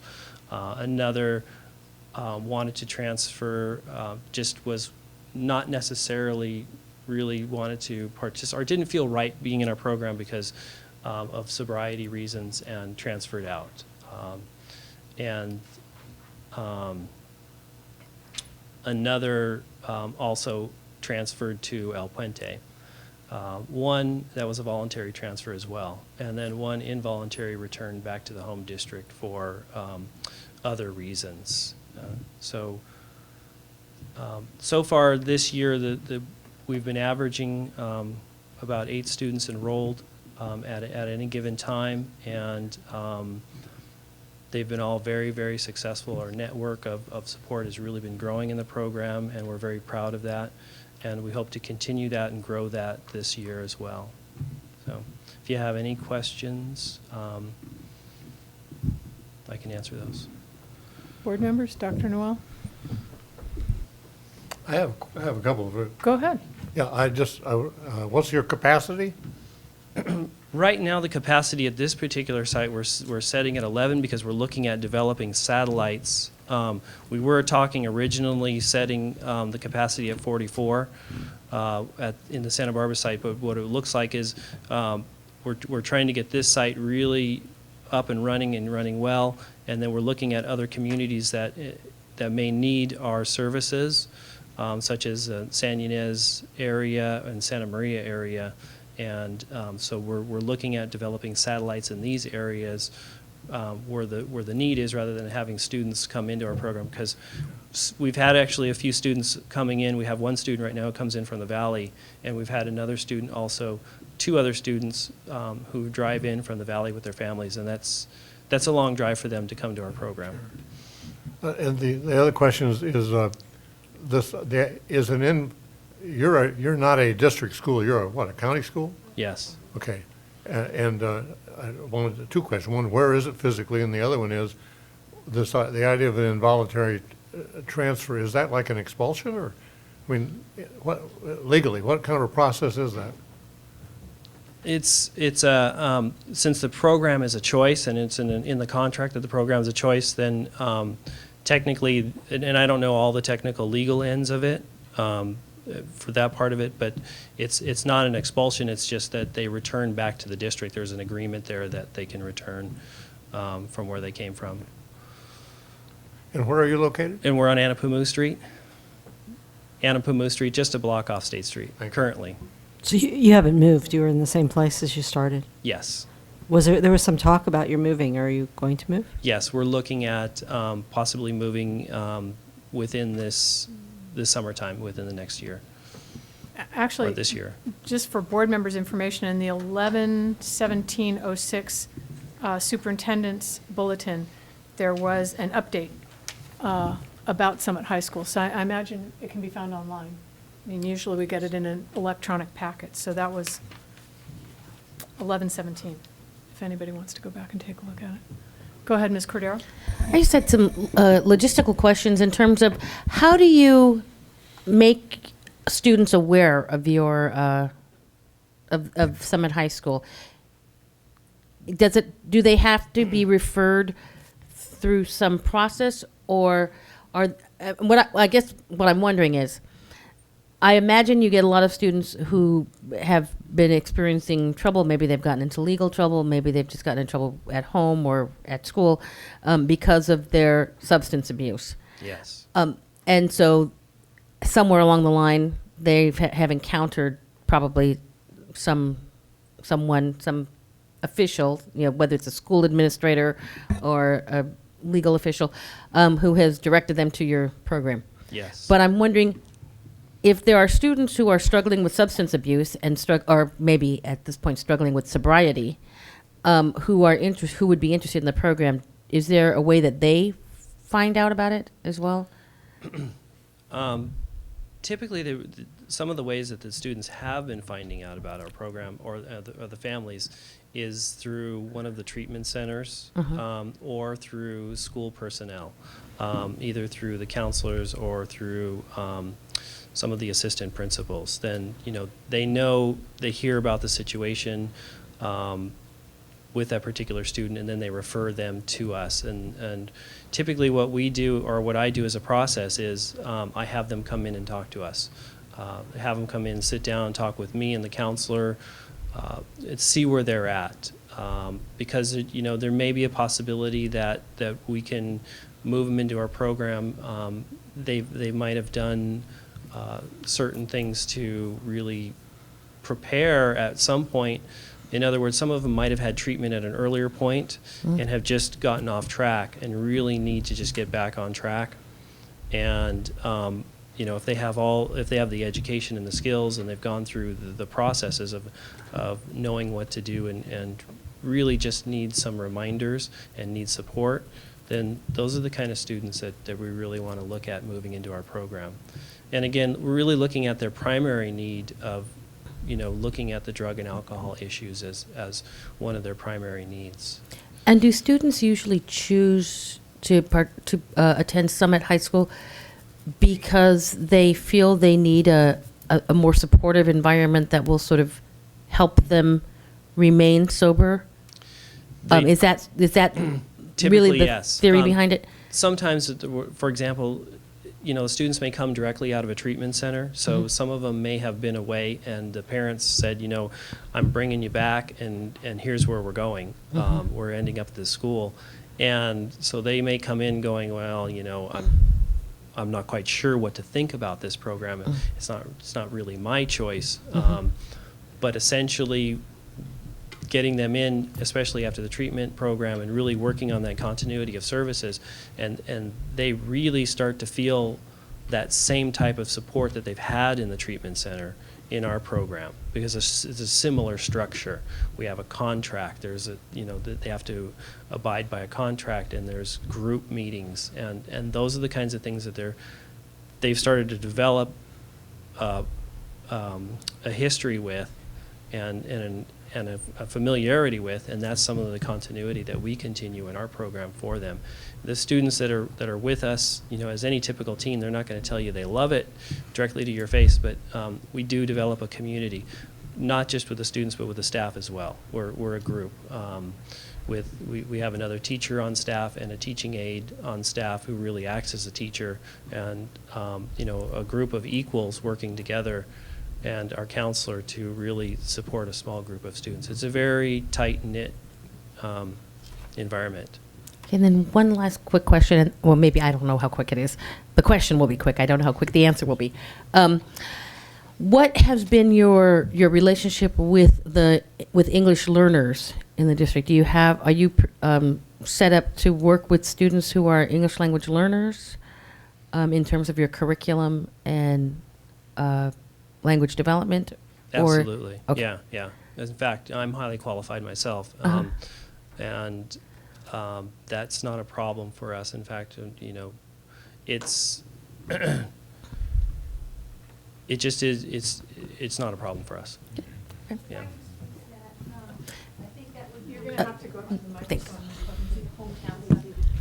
Sorry, if I could speak to that, I think it would be wonderful to get access and embrace the EL families that are struggling with these issues, to feel that Summit is an opportunity and an option for them. So if we can work with our high school counselors and our principals, et cetera, to make sure that that message gets across, that would be wonderful. So that's where I see a real need. Great, thank you. Thank you for coming today, and I appreciate that you're in our community and doing such fine work. We have expulsions, as you know, and it comes up because we're often expelling students because of drug use, second drug use, or selling drugs and so forth. And we realize that they haven't yet started a treatment program. Perhaps, I mean, some of them actually get a jump on it before we see them. Their parents work with the child and get them in very quickly. But for the most part, most of them haven't even begun. And wondering, so what usually happens is they're going to end up in El Puente. Not all the time, but usually. Is there some way for you to, I'm always kind of struggling with, I want to suggest Summit School, but I can't because they haven't gone through this treatment program yet. I'm just, if you could react to this. It's good to suggest, and it's good for them to come by and talk with us. To at least have it there as an option to see if there's a possibility, if not at that particular moment, but at a moment in the future.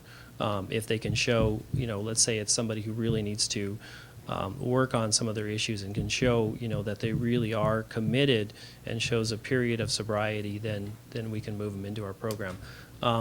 There are, you know, we have worked with expelled students who have been through different types of programs, and that just really needs to be looked at, exactly what it is they have done, because some of them have done some work through private means, and they just don't really understand exactly what they've done. And so sometimes we need to just ferret that out, exactly just to get that information clear from them and the families to really make an evaluation. What we're really, you know, getting at is that commitment, because, you know, obviously not all the students who are expelled are going to make the commitment, but there are some that will. You know, there definitely will be. And we could have families and students that are, you know, like you said, have jumped on it and are going through the steps and have already started something prior to coming to us, who you know, can sit down and possibly make a commitment to our program. And that is a possibility. So it's possible also that they would go to El Puente and then start a program and then come to you? Yes. That happens. Yeah. Okay, thank you. I just want, I don't want to interrupt you for 1 second, Mr. Lufkin. I want to tell board members that that is the correct time on the wall above Mr. Lufkin, not the clock in the back of the room, if that makes any difference. So we are running about 20 minutes behind. I just have one question, Mr. Lufkin, and Ms. Clevenger, you touched on it.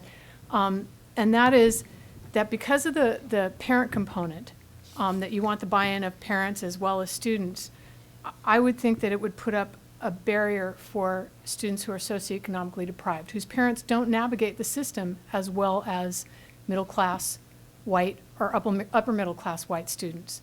And is there a way to address that? I mean, I have an expulsion sheet, a recap of expulsions that we've done recently, and 3 of our students have found their way to Summit High School, which I think is fantastic. But if I'm to gauge from their last names, they are not, they don't represent any ethnic diversity. So I don't know if Summit is struggling with that. Certainly, it's something that I would like to see happen, because it does require a certain level of sophistication to ferret out what the options are for your child once they've gotten into trouble with drugs in school. And possibly, as part of the expulsion process and planning an alternative plan for the student, et cetera, is making sure that all of the information and all of the options that are available to a student are presented to the parents. So, it may be that Summit may not be mentioned as an option because they're under the notion that, well, the kid hasn't completed a treatment program. And so going back to what Mark was speaking to Laura about is, encouraging them to come down and make that visitation, and maybe at some point they already have done some of that work, and then we can bring them along. Yeah, I think it's not even, I think some parents just aren't even aware that Summit exists. Absolutely. Yeah, okay. Absolutely. Yeah. Great, thank you.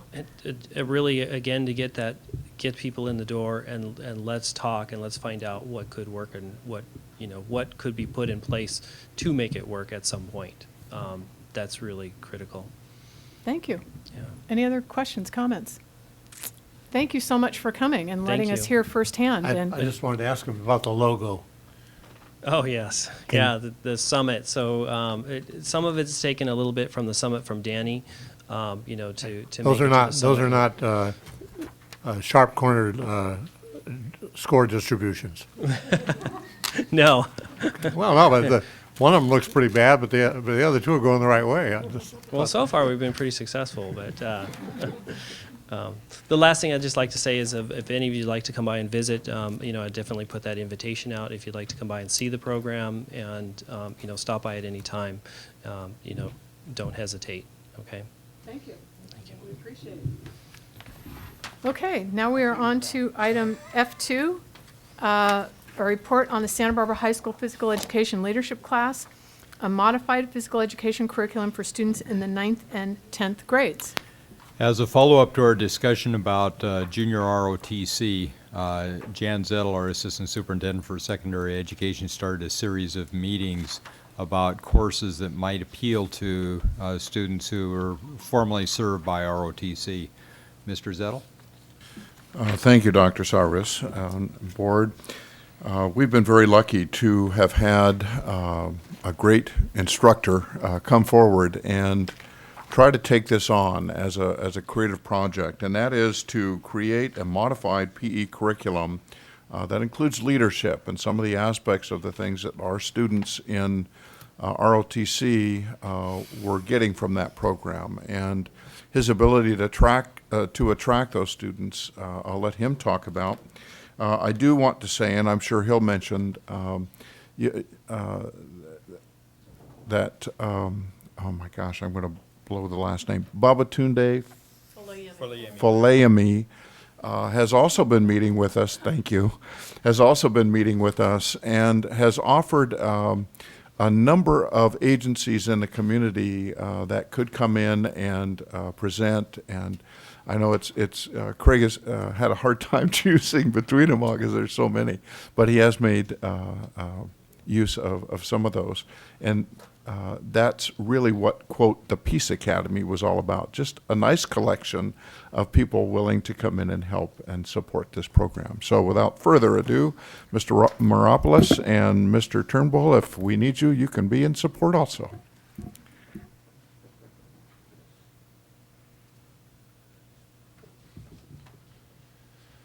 First of all, I'd like to thank the board. I'm honored to speak to you and Dr. Sarvis.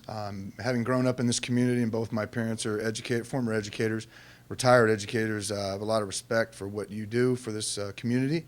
And anytime I can come speak on behalf of my school, my high school, I'll do it. And I'm honored to have a chance to talk about the leadership program at Santa Barbara High School. It was brought up to me by Mr. Turnbull this summer. And I'm not sure if I jumped when he asked, but I know one thing, I was extremely excited to take on the task. And anytime you mention leadership to me, having grown up around a head football coach father who represents, in my opinion, trust and the unselfishness that my father represents, I was excited about it. And that's what we're trying to do now. We have 37 students involved in 2 periods.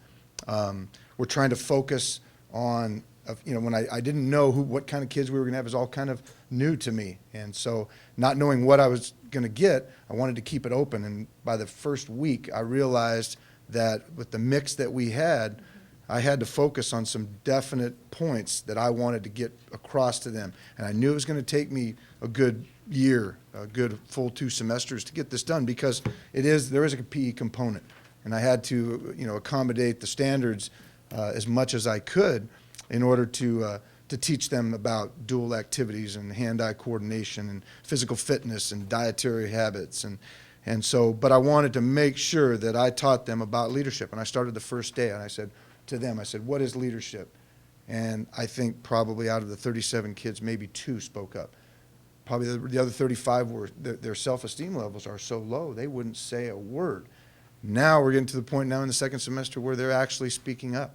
And they're talking about leadership and what that represents, and who are leaders in their families. And sometimes it's their brothers, their mothers, their cousins, their uncles.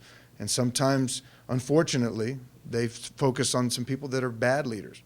And sometimes their parents and older sisters and older brothers. And so we're trying to focus on what that word means. And I think that the one area of leadership that I hope that I am doing to them is the ability to influence someone in a positive manner. And I think that's been my major focus. And some of the things that we've been doing focus on words like trust, communication, unselfishness, teamwork, and mainly character, and trying to be a positive influence in society. And I think it's working. We've brought in a former student athlete that I've had the blessing of coaching, is now in Iraq. He just left for his second tour. He's a Marine Sergeant, David Guerrero. And it was really rewarding to me because he said, Coach, he said, I get my platoon and I work them and I teach them and I try to mold them just like you did with me. And that when he said that, it just about dropped me. And I said, David, would you come speak to our class about leadership and how you lead these men who have to go and fight for our country? And it was powerful. I can't tell you how powerful it was. And those kids' eyes were riveted on him with some of the stories that he was telling.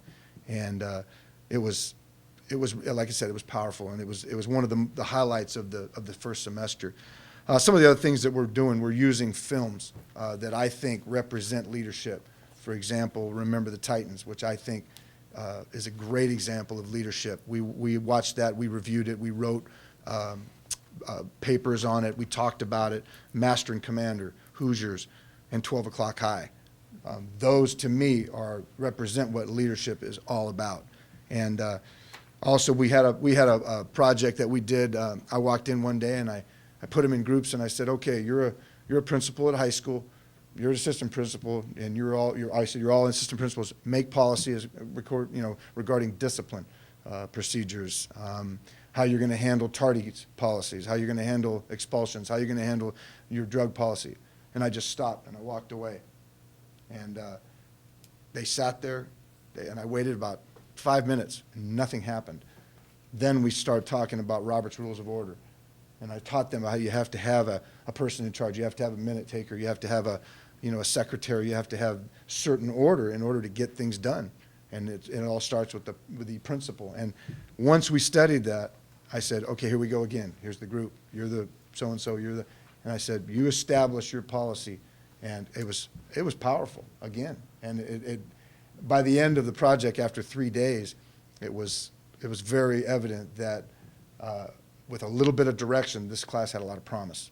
And then one of the other things that we've done just recently is goal setting. I want them to set goals for themselves, and be it a small goal tomorrow or by the end of the semester or by the time they graduate from high school. I wanted them to set goals, how they could improve themselves and how they saw themselves when they graduate from high school. Now, as far as the physical education standards, as I referred to, we're concentrating on basic fundamentals of movement, hand-eye coordination, hitting a birdie with a racket, in addition to physical fitness, core exercise, core development, running the mile, cardiovascular development, heart rate monitoring, learning what a resting pulse rate is and what a normal resting pulse rate is, what it should be after exercise, and then what it should be 2 minutes later in recovery, and why it's alarming that maybe they've got a very high resting heart rate, and then explain to them, well, what did you have for lunch today? Well, or what did you have for breakfast? I didn't have breakfast. Or I drank a Monster energy drink. Believe me, a lot of them do that, and wonder why their heart rate is almost double what it should be at resting. So little things like that. And then one of the things that I'm looking forward to the most, and it makes them sigh as loud as a sigh you've ever heard every time I bring it up. But next week we're going to begin a dietary diary. And I said the only thing I ask of, for a grade of A is be honest. If you eat 4 Twinkies, put down 4 Twinkies. If you eat 2 steaks, write down 2 steaks. When you ate it, and how much. And then we're going to sit back and we're going to look at it. We're going to analyze what you're eating and how much you're eating and when you're eating it. And I'm going to try to instruct them and teach them about better dietary habits and how it can help them, energy levels, their appearance, and ultimately their self-esteem. Life fitness, that's the area that I think the dietary diary most addresses mostly. I think that's where I want to end the semester as far as the PE component. And what we're doing right now, we've just begun, and I know Dr. Sarvis would be familiar with this, but we just began a partnership with the Channel Islands YMCA. And what they are is their director, Lisa Makram, has come in, and we are going to team teach 1 day a week in anti-bullying, and we're going to center it around a youth summit in April at the courthouse, where eventually, after we instruct in what is bullying, how can we stop it, we're going to let our aim is to have a student-led program, not teacher-led, student-led. Let them go into their school and instruct their fellow students on how to recognize bullying, how to stop it, and how to realize if they're bullying. And they may not even realize it. My first thing to them was, is it physical or is it emotional? Or is it psychological?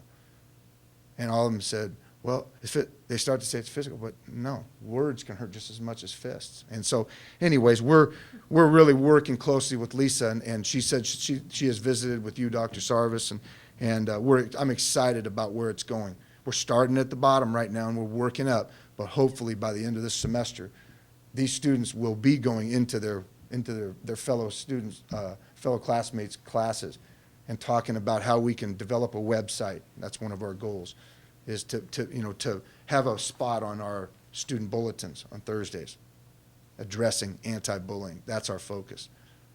So there's a lot of things, and fitting everything I want to do in PE in 3 days, which is what I do, and then 2 days of leadership. I don't know how I can do it, but I'm going to try. And I appreciate the opportunity to take on this task. Thanks, Mr. Moropoulos. We really appreciate it. I don't know if Mr. Turnbull has anything that he wants to add. I learned a long time ago that when you have somebody very, very gifted with kids, you get out of the way. So I've gotten out of the way, and you can see why. Board questions or comments for Mr. Moropoulos? Go ahead, Ms. Parker. Thank you for coming, presenting. This sounds like a very exciting program. How is it that kids got into this? It's for 9th and 10th graders. Did they just see it as a course offering and decided to come in, or is it suggested to them by counselors? How did that all work? Mr. Turnbull can answer that. We have a 2-week orientation called Becoming a Dawn, and we chose from that particular orientation group, there were about 175 students this past summer, and we polled those students. So incoming freshmen, they were representative of the school's overall demographics. And so from there, that was our basic pilot, I suppose. Okay. Just to clarify, and so instead of taking a regular PE class, they were put into this class. It has to be kids that didn't want to take a sport of some sort, is that? Correct. Okay. Non-athletes, typical students who would have entered into PE. It looked like a good mix of students, though. It didn't necessarily look like a typical mix of students necessarily. We actually do have about 4 athletes that are 9th graders that are taking wrestling, and I asked them why they take it. Why did they take this class? And because And a lot of them don't really know they didn't know when they took it what leadership really was. In fact, I asked them, and not very many people, like I said, could answer it. But these guys said, Coach, we know that you're a football coach and that you'll teach us how to lead. And this was one young man that I've never heard him talk. I had never heard him talk. And he opened up and he told me that. And it meant a lot to me, but basically, in answer to your question, the mix is unbelievable. There's Anglos, there's Hispanics, there's East Side, there's West Side, there's Montecito, there's kids from CARP. And some of the stories I get, it's amazing. But to me, when Mr. Zettel talked to me about leadership and teamwork, one thing that I've always said about, and I'm the golf coach at Santa Barbara High School now and former head football coach. Any sport you're in any team sport, especially at Santa Barbara High School, the mix, the racial mix, and the social backgrounds and the problems, the goods, the bads, watching those kids, especially in a football game when there's 11 guys on the field, and this guy, you're playing right next to a guy that's a different color than you, a different background, he lives in a different part of the city, you have nothing in common. You don't hang with them after the game, you don't hang with them before the game, you don't hang with them at school, but on that football field, you have to rely on each other, because if he does his job, you win. If he doesn't do his job, you get hurt. And so that young man that said that to me, that's what I think. I grew up at Santa Barbara High School. I don't look at color. I like the fact that I have to mix and match, and I've got all these different, ethnic backgrounds. That's a challenge to me, and that's why I really wanted to take on this. Well, the one thing it doesn't say on this list here is how many girls are in the class. I was going to ask that question. Gender. I'm sorry. That's my fault. I'm sorry. I didn't go Do you for know? gender. I'm going to say, if not half and half, if not 50-50, it's probably 60-40 Wow, females. that's terrific to hear. Good. 60-40 females, you mean the 60 is females? More females Oh, wow. than males. I should have brought that. I'm sorry. I should have brought that for you. Oh, come on, we always knew who the leaders were, right? Well, I was going to... No. I was actually going to ask you that question, but since Ms. Parker already asked you that, I did want to just comment, having known knowing your father, having been there at Santa Barbara High School when he was there, I think the praise that you paid to him was well deserved. But I also want to say it's clear that the apple didn't fall too far from the tree, because I think we're very lucky to have you in that program. But yeah, I was just interested in the mix. It is surprising to hear that the females outnumber the males. That's kind of good to know. I've had, Annette, I've had, probably 5 kids that were kicked out of another PE class for various reasons. And one of them, Karina Valencia, is, when she came into my class, I had 2 PE teachers said, she'll never last. She'll never last in a PE class, let alone a leadership class. And, don't tell me that, because that's a challenge to me. And I thought, bring her on. She is by far the best mile. She's best at running the mile. She's the fastest girl we have in the class. She's one of the most, she adds more to the class in the leadership part, in the leadership phase, actually in the classroom, with just the interactions she has with her family. She's just fantastic. And so, not necessarily because she's a Hispanic girl, but she was a problem. She wasn't going to work. She is. She's one of the best. I have a question for Mr. Zettel. Does this then count as one of our new elective PE classes at Santa Barbara High? So we were talking about PE earlier in the evening and the need to develop elective PE classes. Take a look at it, because it sounds like this might fulfill that requirement. After working long and hard on this, I would say that it could be a dual purpose. It could be the core class, certainly, because all of the core pieces are being covered. But if a student needed an elective, they could certainly get it from this class also. Thank you. I would count it. Any other questions? Yeah, Dr. Noel. I would like a clarification of the connection with Mr. Fuliyami, and there was some reference in here to the Peace Academy. Is this there was an article recently in the news press about that. Is there some connection between this program and that, or that concept? The only connection would be he himself. The partnership and the relationship was opened up when Mr. Zettel invited Babatunde to a few of our meetings, and the simple fact that he brought many, many resources within the city to the school and to the class is really the only relationship that we have. There's no relationship whatsoever with the Peace Academy. Is there a Peace Academy? Not that I know of. As far as At I'm concerned. At your school, I mean? No, no. But is this class seen as something that will evolve into that? I don't believe so, no. We have no determination to do that right now. Thank you. I just want to make one clarification for members of the public as well. When you invite someone from a community group into your class, you're not turning the class over to that person. That person is always under your supervision. There's been discussion in advance of what kind of presentation will take place, et cetera. I don't want members of the community to think that somehow a teacher walks out of the room and they've turned the class over to someone from, a community resource group. No.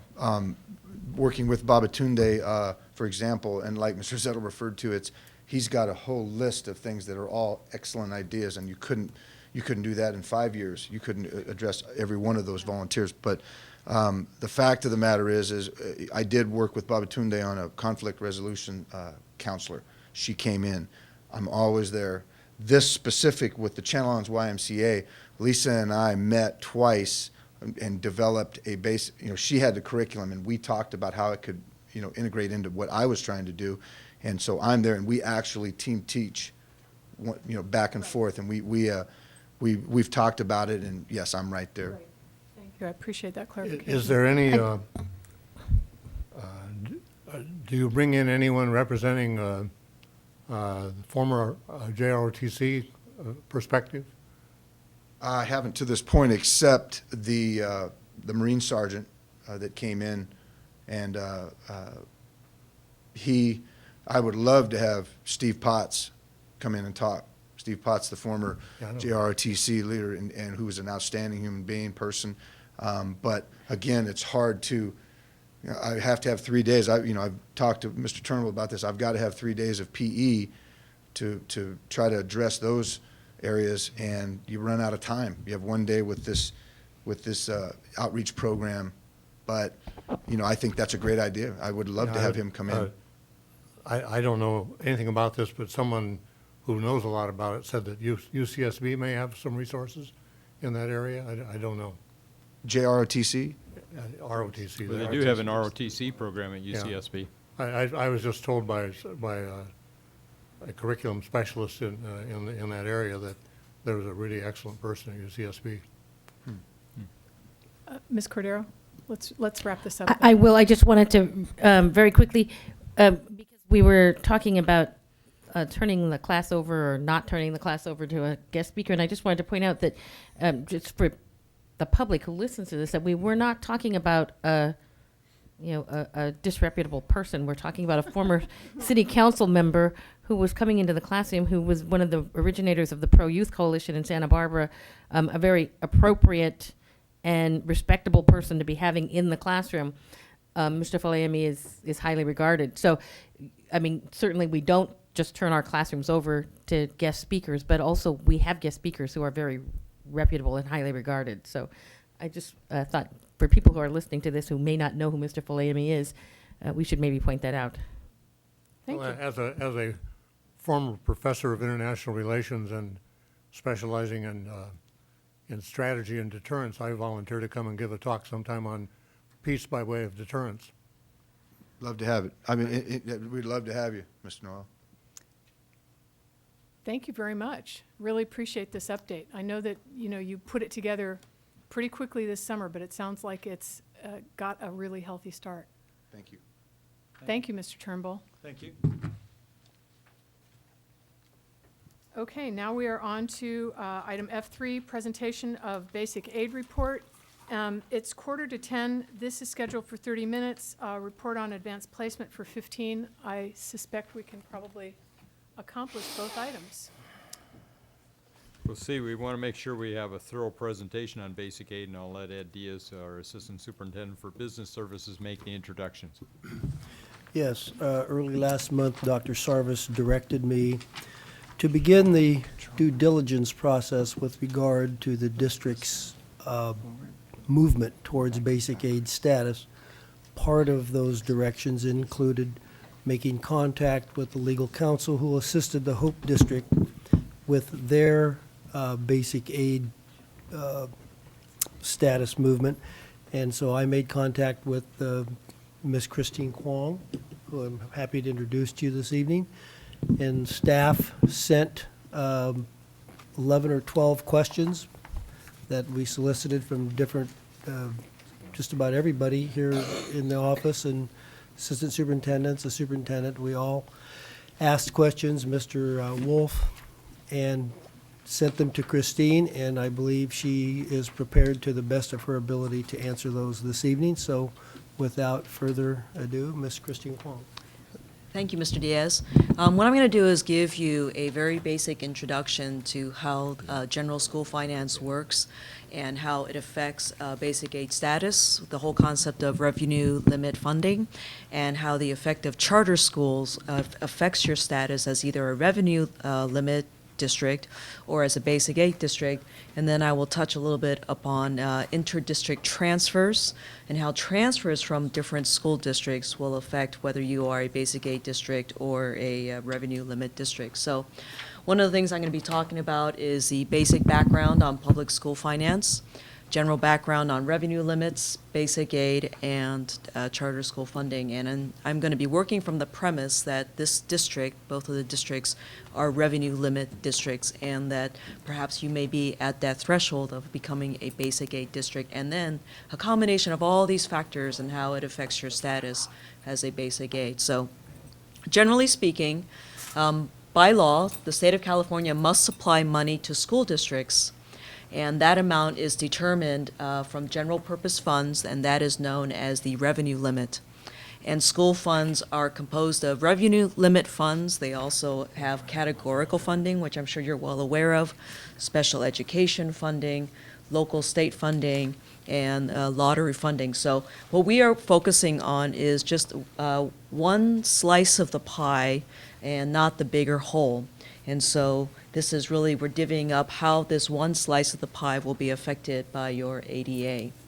How this revenue limit is determined, it's determined by the state of California.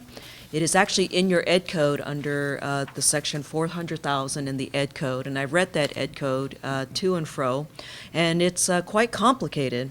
And it goes on for several pages, but what they do is they take your ADA for several years, and then through that ADA, the state comes up with a formula, and then once they take that formula, they will apply it to each of the individual school districts to come up with what is considered the RL, which is your revenue limit. And this formula is set by statute. We cannot change this formula. It is a formula set by our legislature. And what they've taken is they take this formula and then they take your average daily attendance, which is your ADA, and then they multiply the two. And of course, your ADA is determined by dividing the total number of days by the actual number of student attendance. So for each day that a student attends school, that is considered one ADA. However, if they take a partial day absence, then you could have less than one ADA. And so we have to look at the actual numbers. The ADA is not determined until the end of the school year because that's when we have our records, and then that gets reported to the state towards the end, and then the state will come up with the formula. So what is the difference between revenue limit, ADA, and basic aid? Well, basic aid is a different category. Basic aid applies when your revenue, which is generated by local property taxes, when your local property taxes are an amount that exceeds the state revenue limit that's given by that formula, you are now considered a basic aid district because your income from property is more than what the state would have given you if they've taken this very complicated formula. But the interesting thing is, we have a constitutional guarantee. So even though you're bringing in more money than what the state would have given you, the state still needs to give you money. They don't give you as much, but they still give you something, and that's called basic aid. And so they give you the bare minimum that's required. And the former statute was that you get $120 per ADA for basic aid districts, and that's no longer the case. There's now a moratorium, and the state, you know, they're clever, they're very conservative, and they figure, well, we're giving categorical funds. Isn't that basic aid? Why do we need to give categorical and basic aid funds? And they've stopped giving out this $120 per ADA, and they've used so it's basically two birds with one stone. They're saying categorical aid is our form of basic aid funding. So this is how it works. I don't know if you've seen this chart before, but a revenue limit district, the Department of Education comes up with what's called the RL. And the RL is that magic formula, that very convoluted formula, and they multiply it times the number of ADA. And the cup on the left, all the way to the top of the brim, is your entire revenue limit.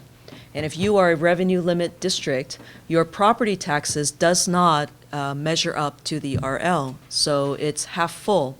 And presuming that it's half full, the state will supplement it so that it makes it all the way up to the brim. So the pink represents your state aid, the blue represents your property taxes, and that's how you come up with your budget. And then, of course, this is just one slice of the pie.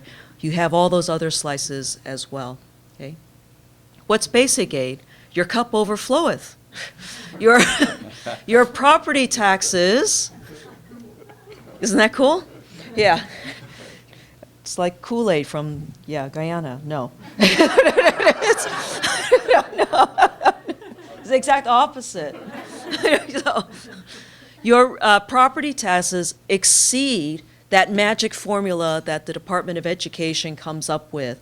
And so you're bringing in more revenue. And the beauty is, because your cup overfloweth, you get to take the skim off of the top. So you get to keep that extra money that you get from property taxes. So you get a cup and a quarter or a cup and a half, whatever your property taxes is. In addition to that, because we have the California Constitution, that second cup still gets filled with what's called is basic aid, which is now coming in the form of categorical funding. So that's the beauty of being a basic aid district. There are approximately 1,000 school districts in the state of California. You want to know how many are basic aid districts? 80? Yeah, something like that. 60 to 80. 60 to, it's a very, very small amount, our basic aid districts. And so, and what's interesting is you can be a basic aid district one year and a revenue limit district the other year. And the reason why is because your ADA is changing each year, your property taxes are changing each year, and the state will not know whether you qualify as an RL district or a BA district until the end of the year. And so your inclusion of charter schools, not granting charter schools, we'll talk about the effect of inter-district transfers. That will all affect whether or not you are a basic aid or a revenue limit district. So this is how it works. This is my chart. I took some of this data from the Wolf Report, and I wanted to explain to you very basically how this works. So if you look at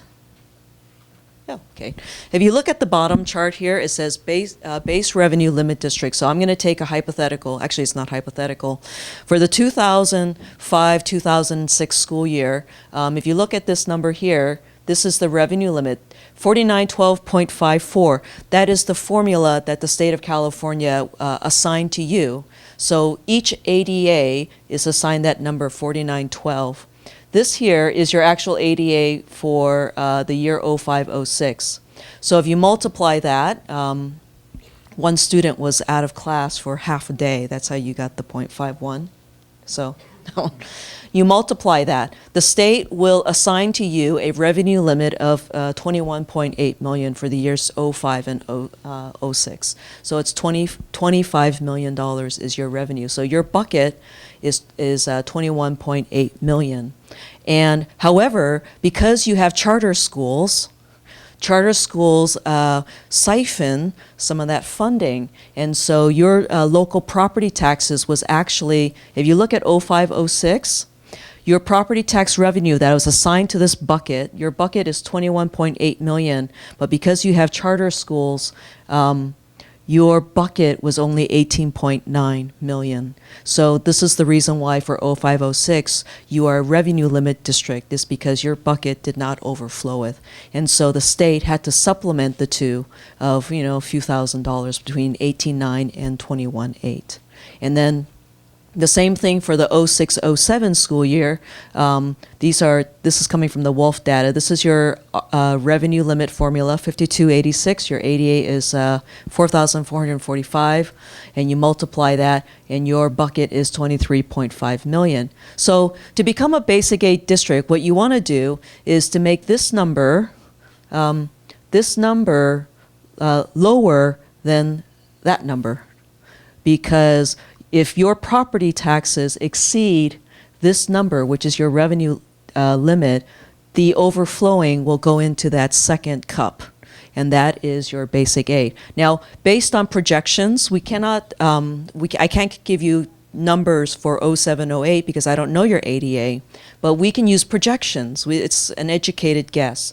And so based on our educated guess, if you look at 0809, your revenue limit is 23,441. And your property taxes that was assigned to you is 23.4, and so this number is about 40,000 more than this number. You will be in the basic aid category at that point. Now, what affects that? Charter schools will affect that, because for every ADA through charter schools, that number is lower. If you had no charter schools, this number would be much higher. So let me show you here one of your charts. One of your charts here is called Revenue District. I don't know if, make sure you have that. I labeled them, so at the bottom you want to Revenue District. Where do these come from?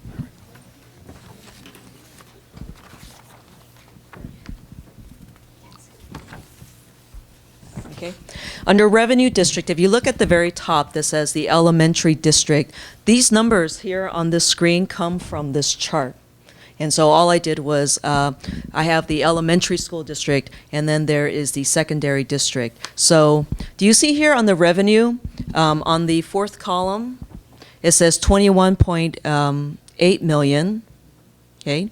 That's your revenue. And then after the charters, you're minus 18.9. So if you didn't have the charter, it would be 28.8. So imagine without the charter, this number would be 21.8 without the charter. And so you would actually be pretty close. Now, because you have the charter, you had to give 4.4 million to the charter school, so it's deducted from the 21, and that's why it leaves you with the 18.9. I think it's fairly clear to all of us, but the public ought to know that you're talking about the elementary district, right? Yes, Thank you. elementary district. These are all data for the. Right. I couldn't fit the high school district on the screen. Thank you. I wouldn't be able to see it. And we have 3 charters. Yeah, 3 charters, right. Is it Peabody and was it Santa Barbara? Right. And Cesar Chavez. So, and we'll look at that. This is your projected revenue limits. But based on the ADA numbers that was given to me that actually exist, we put it through a projection. And what this purple box up here represents your state aid.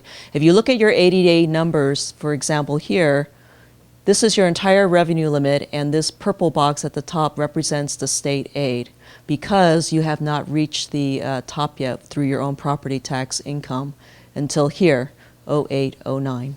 So, and that's when you could potentially become a basic aid district. So that's for the elementary school, and this is also for the high school district here. Now the high school district, your enrollment is higher. This is why if you look at the difference between the two, because your enrollment is higher, you haven't achieved basic aid status yet. So how does this affect your revenue limit? The more ADA you have, if you go back, The more ADA you have, it's going to be multiplied by this revenue limit number, which means your revenue limit will be increasingly higher. And if your property taxes do not measure up with the higher ADA, you will always be a revenue limit district. And so one of the ways of how basic aid occurs is if you have lower enrollment, increasing property taxes. Or you have sky-high property income and enrollment stays about the same. It just doesn't seem to make sense because I understand all this, but that our high school district, we have all these feeders that are our basic aid as elementary districts. And yet you would have expected thinking that they would be, that would go first to the basic aid rather than our elementary. Could you explain that?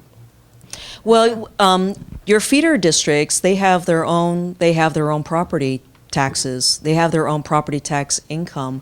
And so even though your feeder districts are basic aid districts, they might have lower enrollment and higher property taxes. But by the time they feed into the high school district, because maybe you're feeding in several elementary schools into the high school district, and so you are a hub of activity, but you have this, you're like an octopus. You have the high school district, and you have all these other feeder districts that roll into it. Your ADA will naturally go up because there's only one of you, and there could be 8 of them. Could it also be related to the fact that revenue limit is presumably higher for a high school district? Only if, yes, potentially, yes. If you look at it, yes, because they do use a different formula. And if you look at the formula, the revenue limit is different. It's a little bit higher. Well over $1,000 higher per student. So our current revenue limit in the elementary district is $5,300 per student. At the secondary level, it's $6,300 per student. Which explains the higher RL. So, yeah. So how does these charter schools affect it? Well, charter schools, of course, you fund them, and they are also based on ADA, and you fund them through your property tax revenue. So for their ADA, they have a similar formula, but it's not the exact same formula. But the state will come up with an ADA formula for them, and then whatever the state comes up with, they will apportion your property taxes to go to those charter schools, and then it is deducted from your property taxes. So hence, that's why you have a lower number than the 21.8, which is what you actually brought in. Okay, so and the revenue limit component. The revenue limit component from the charter schools ADA. The state, yeah. The state comes up with that formula. Okay. Yes. Okay. One of the questions that your staff asked is, can your charter school be a basic aid district and the regular district be either non-basic aid or basic aid? The answer is no. They piggyback on you. If you're basic aid, they're basic aid. You're RL, they're RL. They can't be a combination. You can't divvy up the two. So they follow you. They follow your lead in every way, step of the way. Okay. All right. So the effect of charter schools, this is called the pass-through. And so as their ADA increases, you have to fund it through a deduction in your property tax revenue. So it goes through you, so it just passes right through to you. You're a conveyor. You're like a cell.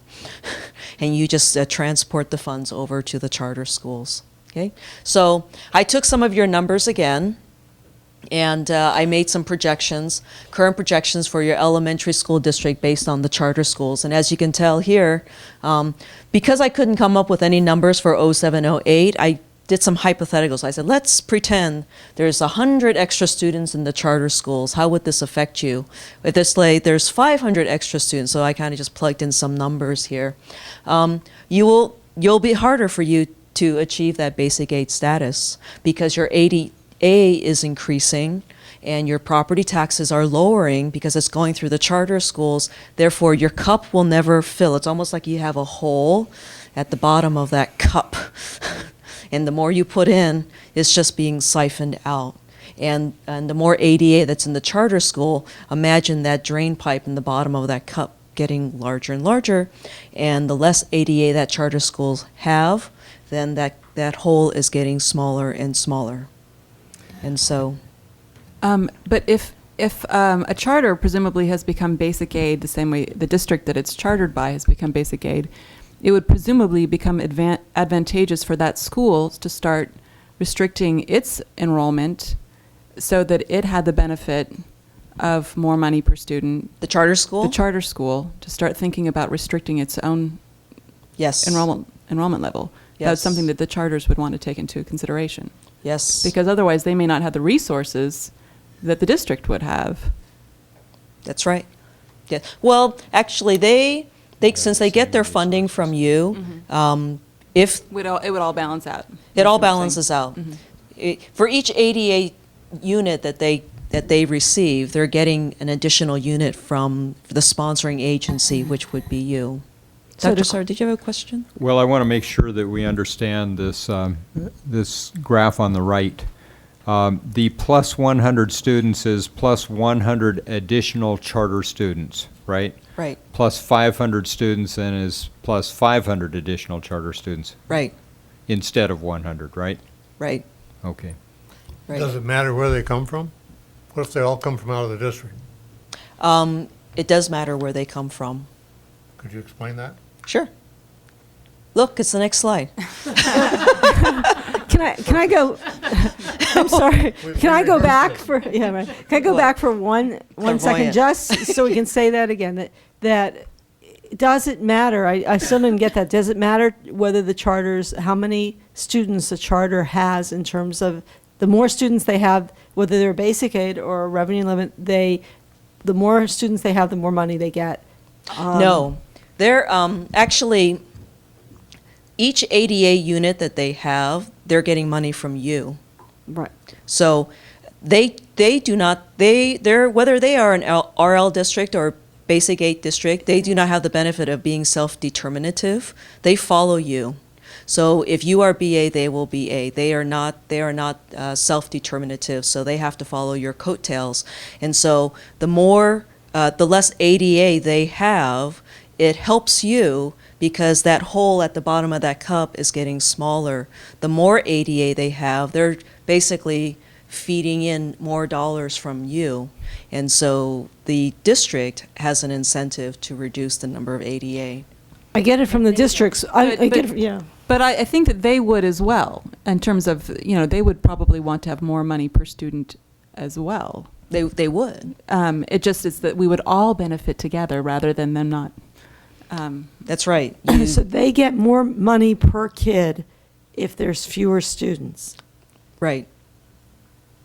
Okay. Yep. That's the whole concept of basic aid. Mm-hmm.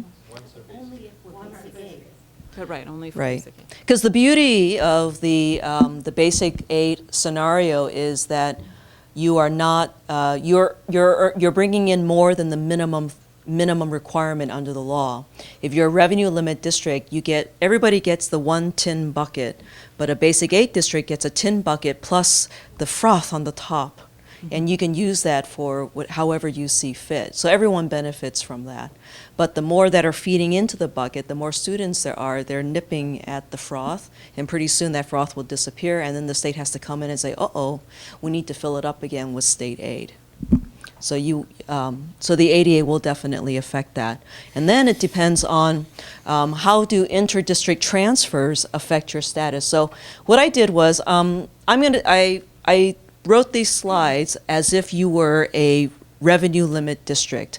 And it's called the Receiving Revenue District. You are the RRD. So in RL, you are receiving students, and this is how it works.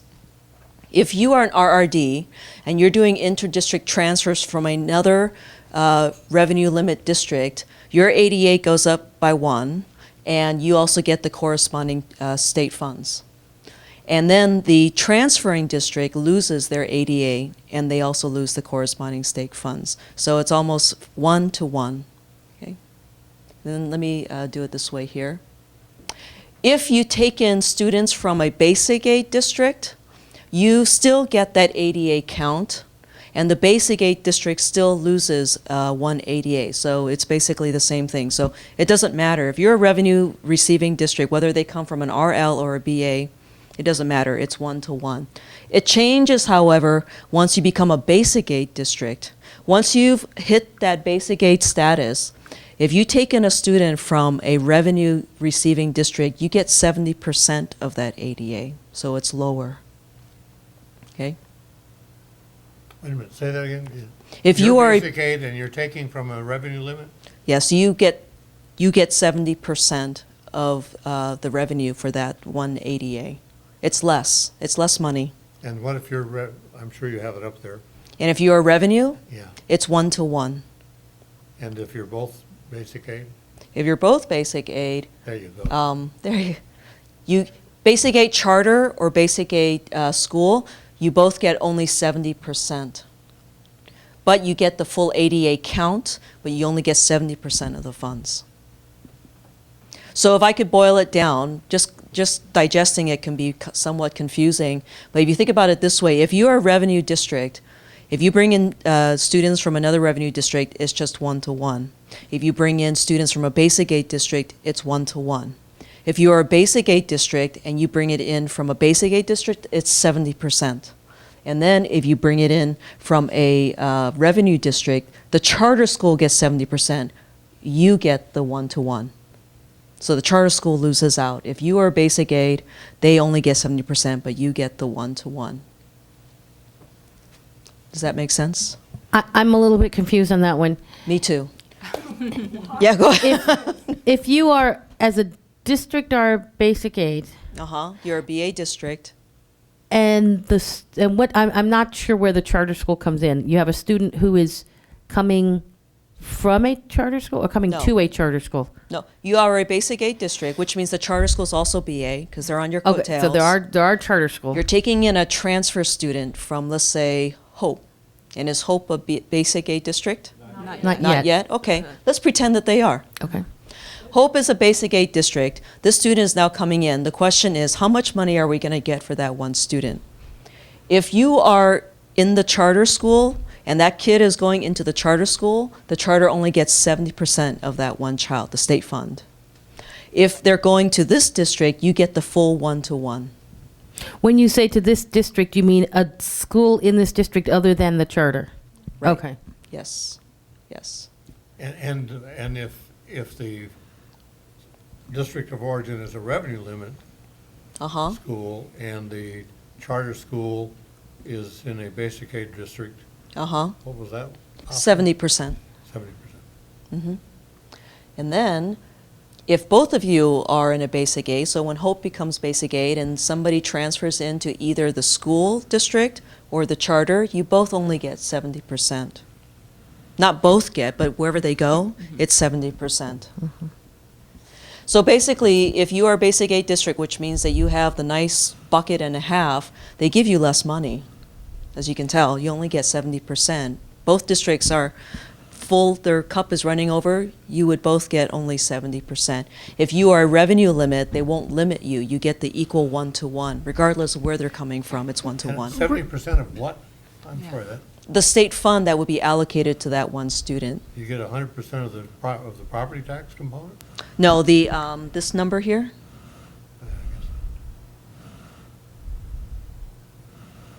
this number.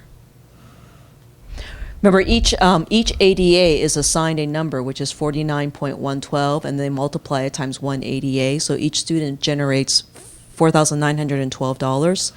But if you are a basic aid district and you're bringing in another basic aid student, you would only get 70% of this number. 70% based on your revenue limit or on the other district's revenue limit? Their revenue limit. Okay. Yes. But practically speaking, basic aid districts generally have policies prohibiting transfers. Yeah, you Certainly can, that's yes. true in our area. You can write, your inter-district transfer requires an agreement, and you can have policies, and you can make agreements with different districts as to who you're going to take in and who you're not going to take in.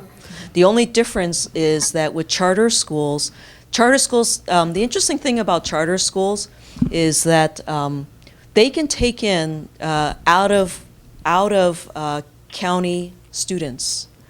And they can take in students not in this district. So any of your charter schools, then they can come from any district as they want, and you have to support them. And there's a portion in the Ed Code that prohibits them from restricting entrance based solely on residency. So they can't make a rule that says, look, if you're coming from LA County, we're not going to let you in. that would be illegal. But they can restrict the number of students that come in. And they can bring in foreign students outside the state of California that you can bring in. The only difference is if they bring in out-of-state residents, they do not get any ADA numbers for that. They have to educate them for free. And they cannot charge tuition, so there's no incentive. Well, then, I believe I've been telling people incorrectly. I've been telling them if you're a basic aid district and a student comes in from another basic aid district, there's no money that comes with that student. And 70%. 70%. You get 70. Okay. Yeah. But if you get 70%. if you're Well, it's too basic bad our reporter is has already written his news article on tonight's presentation. if you're a basic aid district, you wouldn't want more students because if you keep your student numbers down, then you're going to get more money. So it's not just the 70%. Isn't there more by not having the student there? You get more money. That's right. Yes. So it's more than just the 70%.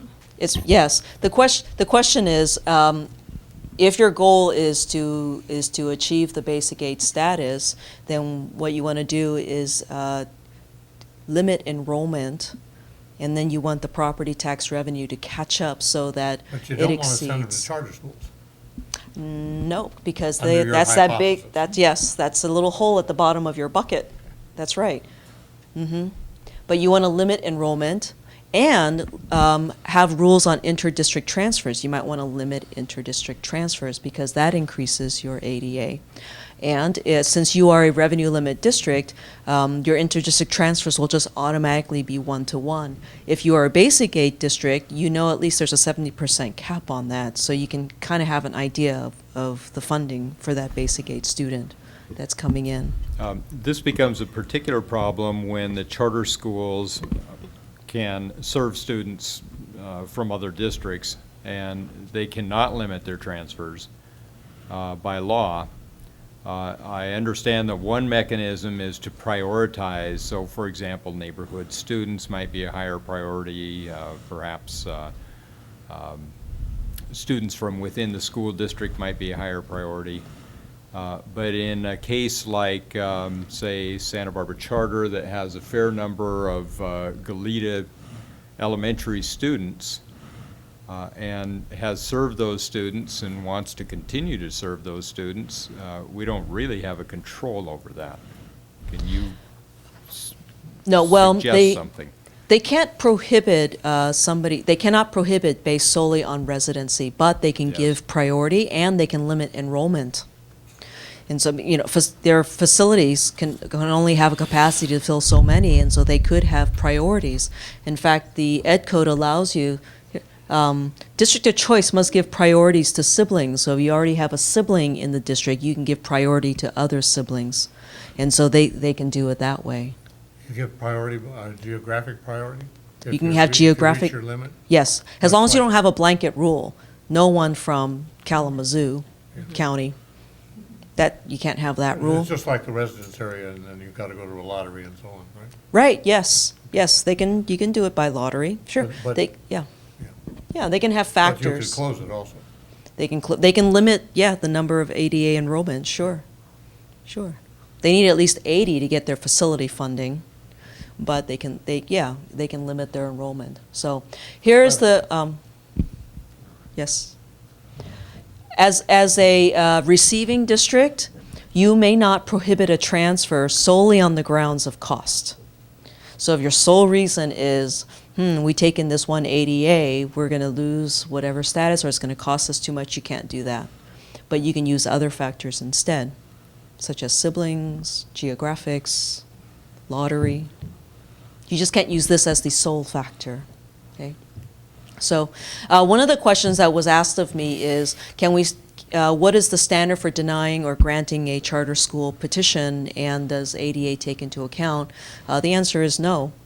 Under the Ed Code 47605, there are 16 elements in a petition, and if they meet all 16 elements, the Ed Code uses the term shall, not perhaps.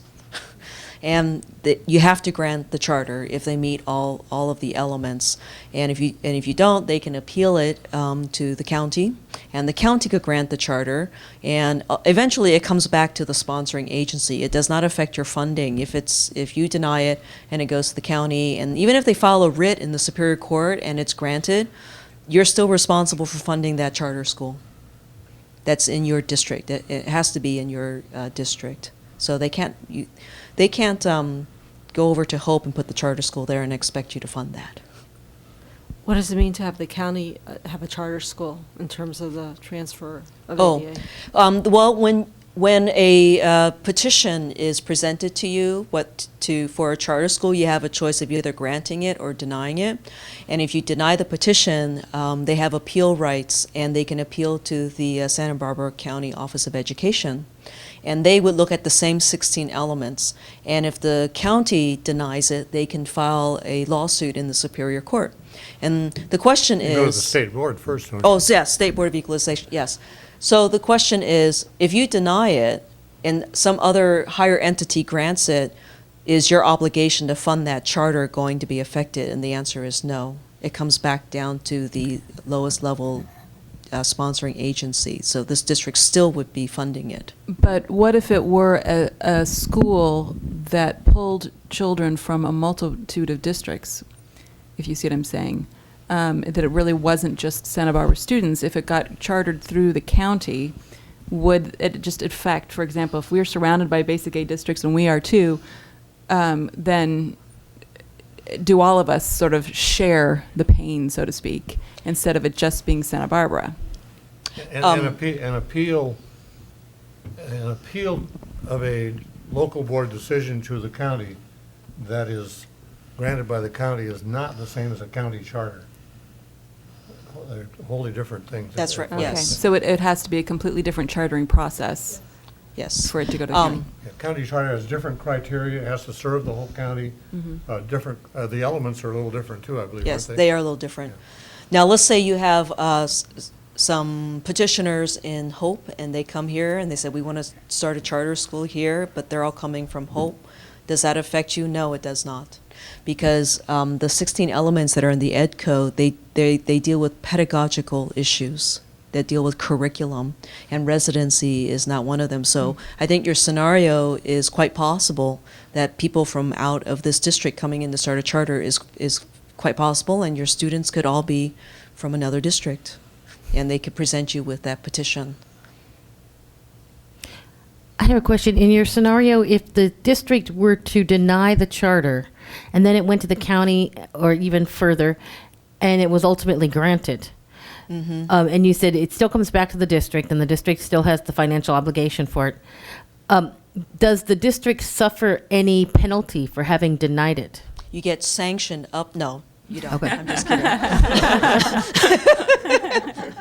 No, there's no penalty. Ms. Kwong, Yes. I wondered if we could get copies of your slides that have the graphics. Oh, they're It's actually in probably- your system. Okay, great. We'll Yeah. get them in the Thank board you. brief. Great. Yes. It'll go out Mhm. this weekend. Or Okay. Friday, excuse me. You know, charters, once it's granted, it's good for 5 years. You can revoke a charter if you make a finding that they engaged in a material violation of the charter, or they violated accounting standards or the law. So there are certain elements in which you can start revoking a charter. And of course, they have their own appeal rights as well. Okay. This is kind of interesting. If you are a basic aid school status district and you have a charter school, and some strange year because of ADA enrollment, you have lost your basic aid status because your property taxes have been siphoned to go to the charter school, you get a pro rata share of the revenue that goes to that charter school. And so you get some of that money back. I don't know what the formula is. It's in the Ed Code. If you like, I can find it for you. But if you lose status solely because of a charter, then you get some of that money back. Is that called backfilling? Yeah, kind of. Yes. No, we had a presentation once on that, and So you might- I'd appreciate yeah. that Ed Code reference if you could include. You have to find it. Yep. Okay. Not necessarily right now, but that'd be, you know. Okay. Any questions? Yeah, go ahead, Ms. Parker. I think I have a question more for staff and sort of a, I had been thinking about this issue in relationship to some other issues that we have going on in the district, and a question that I had had for Dr. Sarvis. In thinking about things, I was trying to think of ways to maximize the benefit of basic aid to the elementary district and possibly maximize the benefit of increased revenue to the secondary district. So my question to Dr. Sarvis had been, is it possible to consider creating La Cumbra again as a middle school? If you move the some sixth grade students out of our elementary district, could we then drop the ADA dramatically in our K-6 district and increase the ADA in the secondary school, secondary system, to see all the benefits that could have? And I know that you were looking into that, and I just don't know what the status is of that. When we did that previously at La Cumbra, we served those students through the elementary district. And I don't know why we served them through the elementary district, because the secondary district is actually a K-adult district. There must have been some reason.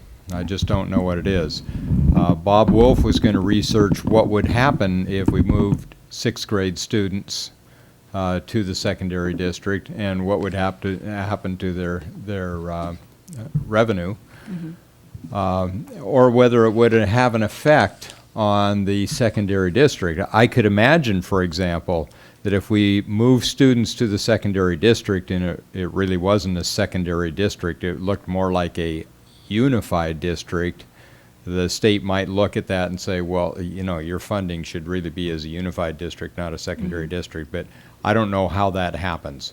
So Bob was going to research that with the state, but Christine, you may know something about that.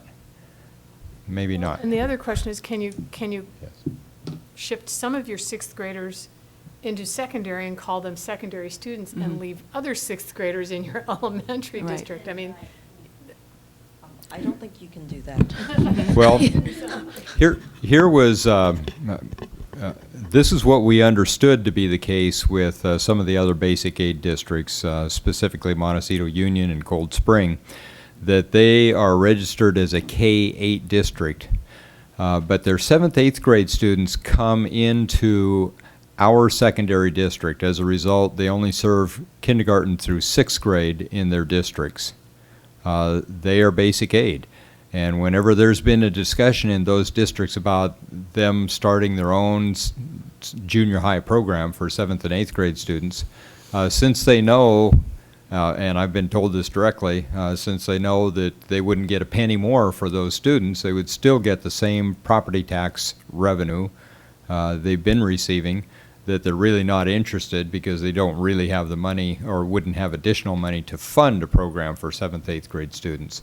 So they were successful in pulling something like that off, which of course causes me to consider our students at Santa Barbara Charter that are 7th, 8th grade students, and our students at OAS that are 7th, 8th grade students. And I believe, Ed, correct me if I'm wrong on this, but I believe that the OAS students are served through the elementary district. Well, I would just be very curious to have a full report on that sometime soon, so that we can take that into consideration. Good. Actually, it's interesting to think about Santa Barbara Charter and OAS sort of in general, because they are located on secondary sites. Just in terms of what that could mean in terms of if they could be transferred to the secondary district, it could clean up a lot of problems. But well, and it might reduce the size of our elementary district then. You know, the local historian on that shift, it would be Lanny Ebenstein. Yeah, I think he understood the financing when we abandoned 6th grade at La Cumbre, and the savings and that had to do with the relationship between the two districts. But I think it's important to keep in mind too that things may have changed. So that's right. Yeah. At the time, the rationale was to help this elementary district. Well, I did ask specifically Michael Gonzalez why we brought the students back. Was it to save rent? He says, yes, it was to save rent in the elementary district. Yes, it was also to save the expense of a 5-period day for the students at the junior high level. But that's really another subject. I don't think we're agendized for that right now. Yeah, I was going to say, do we have any more questions for Ms. Kwong? I had just a quick question, and that is, you mentioned that charter schools can put a cap on enrollment. They can, yes. And when they often, or I think maybe all of them, when we have entered into a charter with, when we have entered into an MOU with the charter school, they typically do have a cap. It'll say, we're going to serve 200 students. Right. Then when the MOU comes up for renegotiation, often the school will say, well, now we're going to have 240 students or 250 students. That's what the charter schools are trying to negotiate? Yes. Are we obligated to approve the increased number of students? Well, the charter, they have their own charter, and as long as the facilities can accommodate that, they should be able to accommodate those increased numbers. But perhaps maybe you can show them that with a certain cap, they actually can share in some of some additional funding. But I don't know if there's anything in the Ed Code that would allow the district to restrict the number of their ADA enrollment. I can't give you the section, but recently I read a section that said that, in fact, districts may do nothing to put a cap on the enrollment of a charter school. Right, right. There's no minimum, there's no maximum. The only But thing. it's a prohibition. It's a yes. Yeah. The only thing that's required of them is to have a minimum of 80 to get their facility funding, but I don't know of any Ed Code that allows you to put any restrictions, and as you were saying, you can't at all.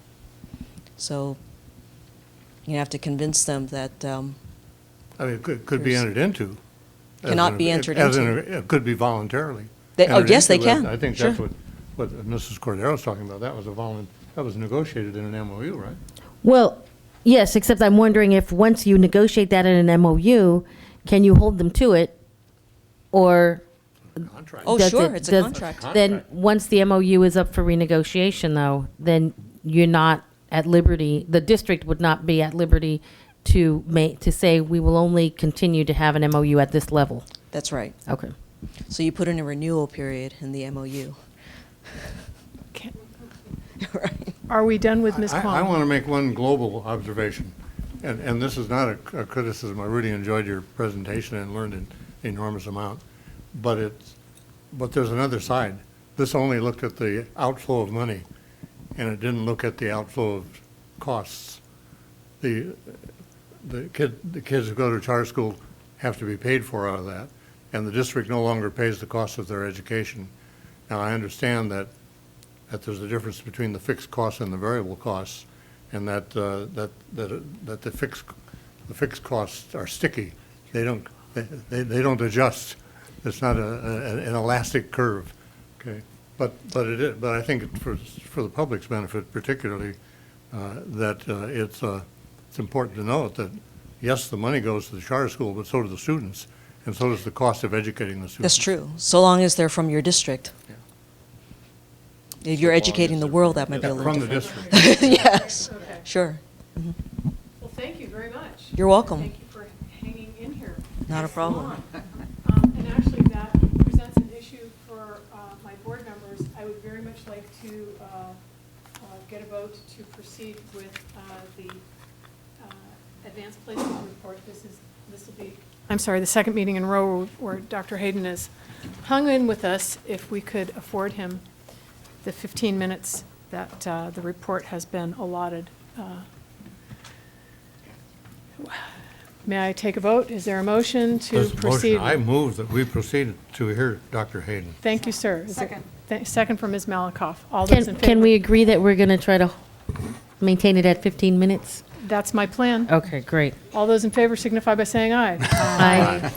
Okay, thank you.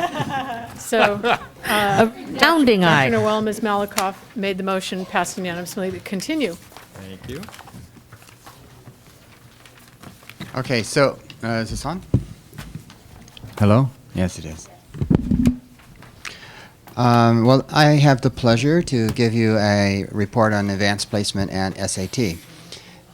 And one of the things I'd like to point out here is that our schools are doing a great job on both categories.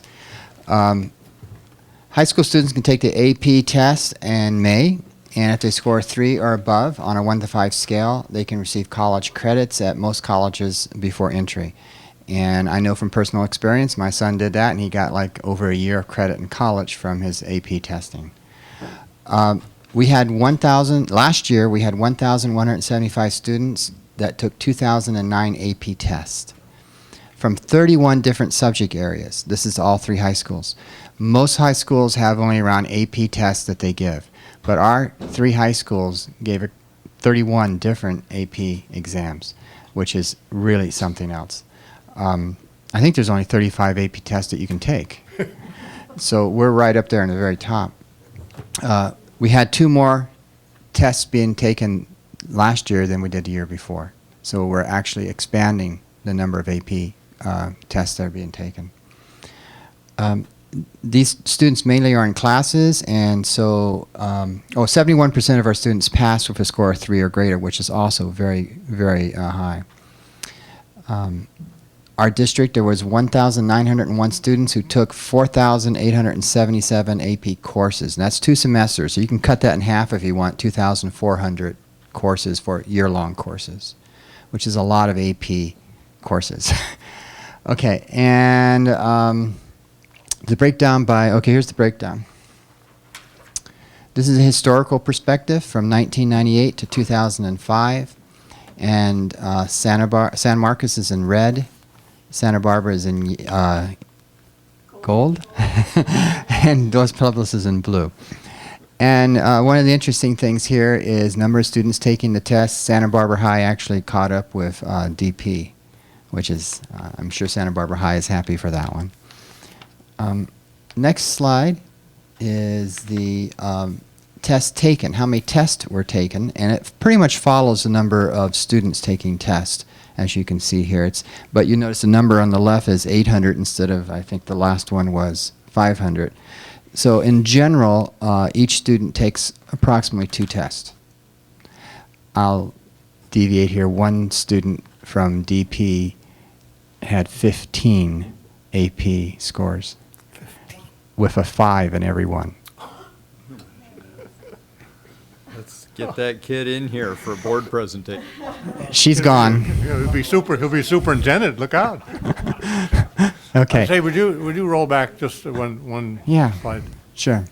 Do you have a quick and ready explanation for these differences between schools?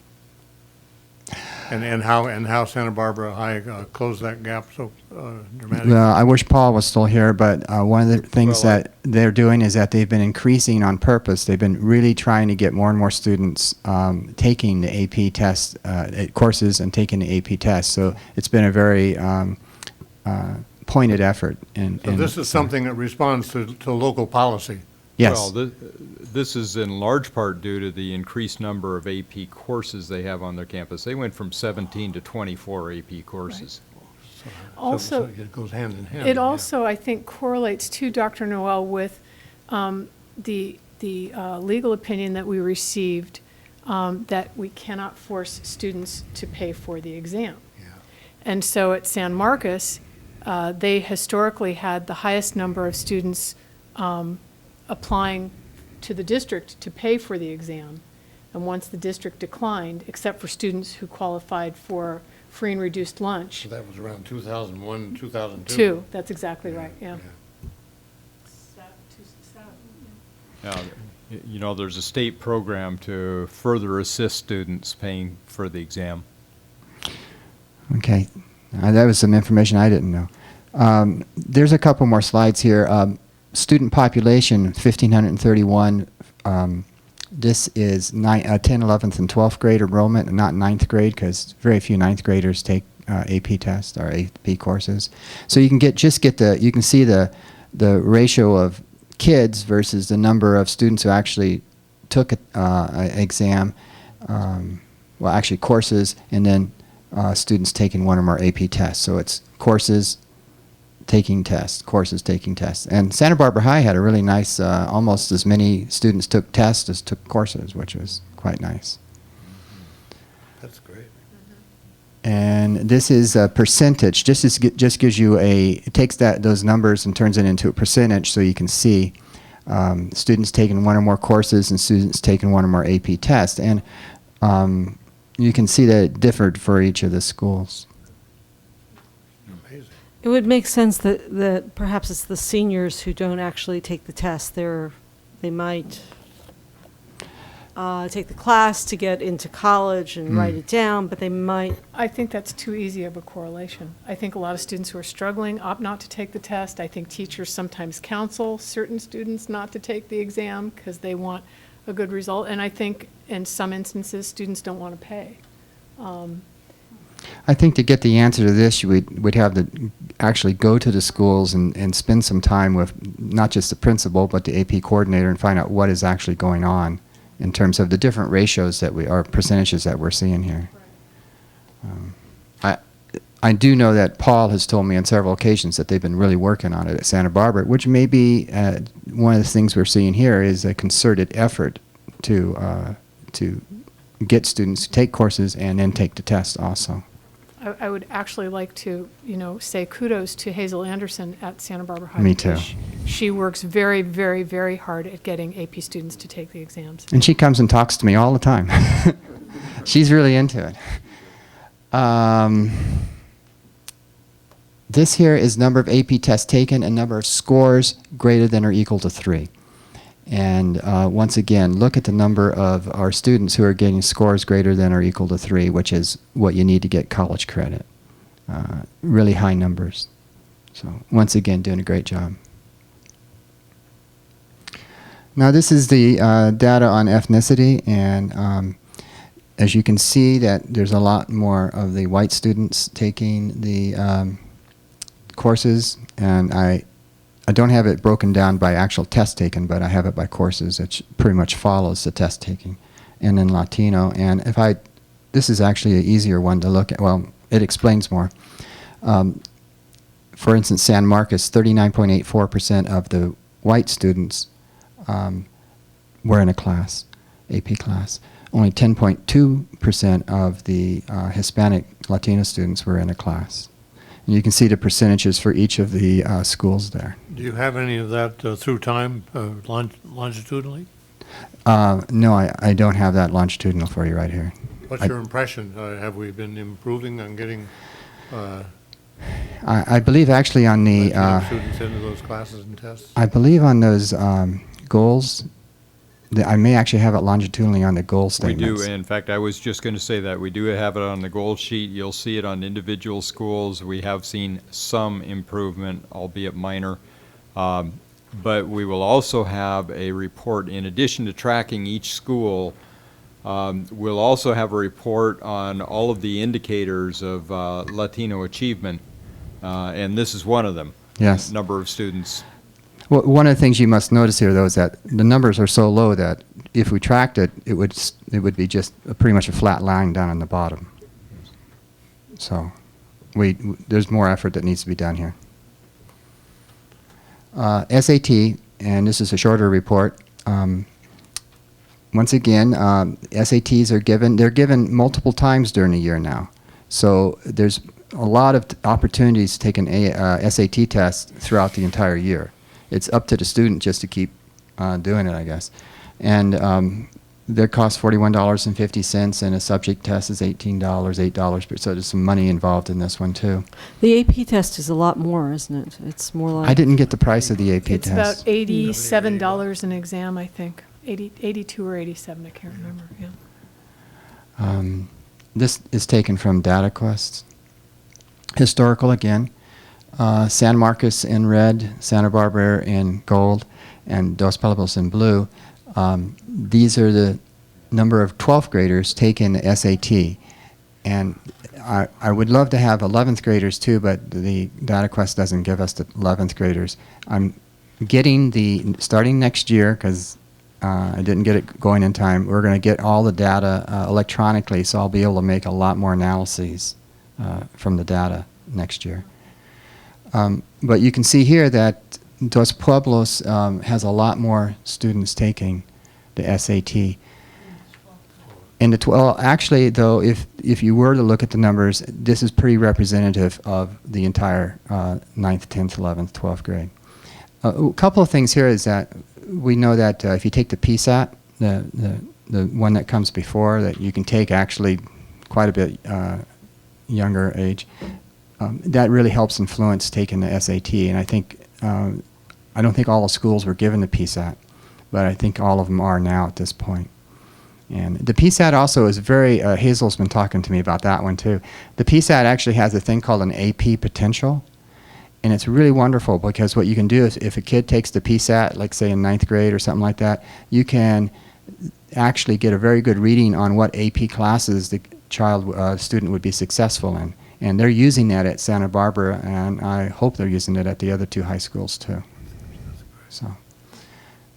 So here is the historical data on that one, and percent of grade 12 students that took the test. So this is a percentage. It should be pretty much the same. Our high schools are all about the same size now. By the way, here is the county and state data. Once again, we're really way above county and state percentages. So we're doing quite a good job when you look at the county and state percentages. What do you think is accounting for the dramatic decline for San Marcos? I don't really know. It is going down, though. I know that Mr. Morgan has taken a good close look at the ACT as an alternative to the SAT, and I think he's promoting that currently. Now, I don't know what happened in 05, 06, but I do know this year that he's looking at, number one, everybody taking the PSAT, but then also looking at the ACT as a good indicator. That happens more in the East than it does in the West, but it may be a variable. Average verbal SAT scores. And so here, once again, all of our 3 high schools are greatly exceeding the county and the state averages. And it looks pretty good to me.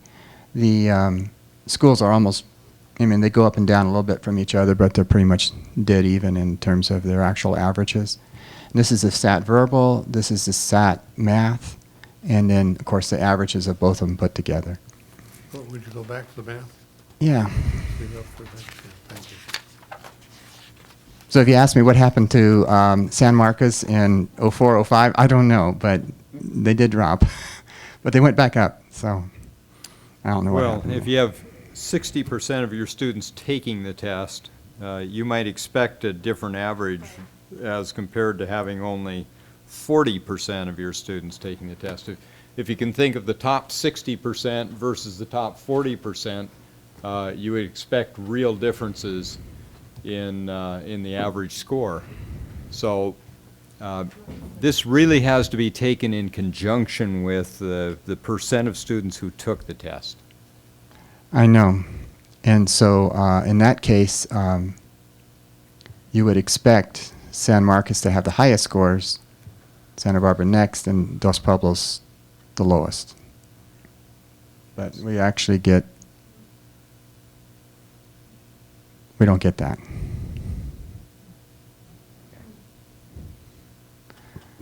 I don't know if board members have other questions. This is the last 1 or 2 Okay. slides. New test report, writing average is a writing test now. Once again, the first 4 bars are our district, county and state. We really exceeded county and state, and that's in. And we are at 15 minutes, exactly. From 10:36 to 10:51. Thank you very much. I'm glad you had a chance to give the report, and certainly I think we all enjoyed seeing it. I would agree. Some questions to be delved into, but all in all, I agree. Okay, we are on to coming events. On February 5th, we have a special meeting on housing for La Cumbre and Santa Barbara Community Academy. February 5th or 6th? February, is that 6th? 6th, And it's- Tuesday, Is it here? February 6th. Is it here? At 5 o'clock. It's here. We'll televise into the next room, but we thought we'd better not prefer one of those sites over the other one. Okay. Board correspondence? Nope. Board comments? Okay. Future agenda items? I believe you had a request earlier from Ms. Parker within our discussion about Yes, basic aid. I have that. Okay, then we are adjourned.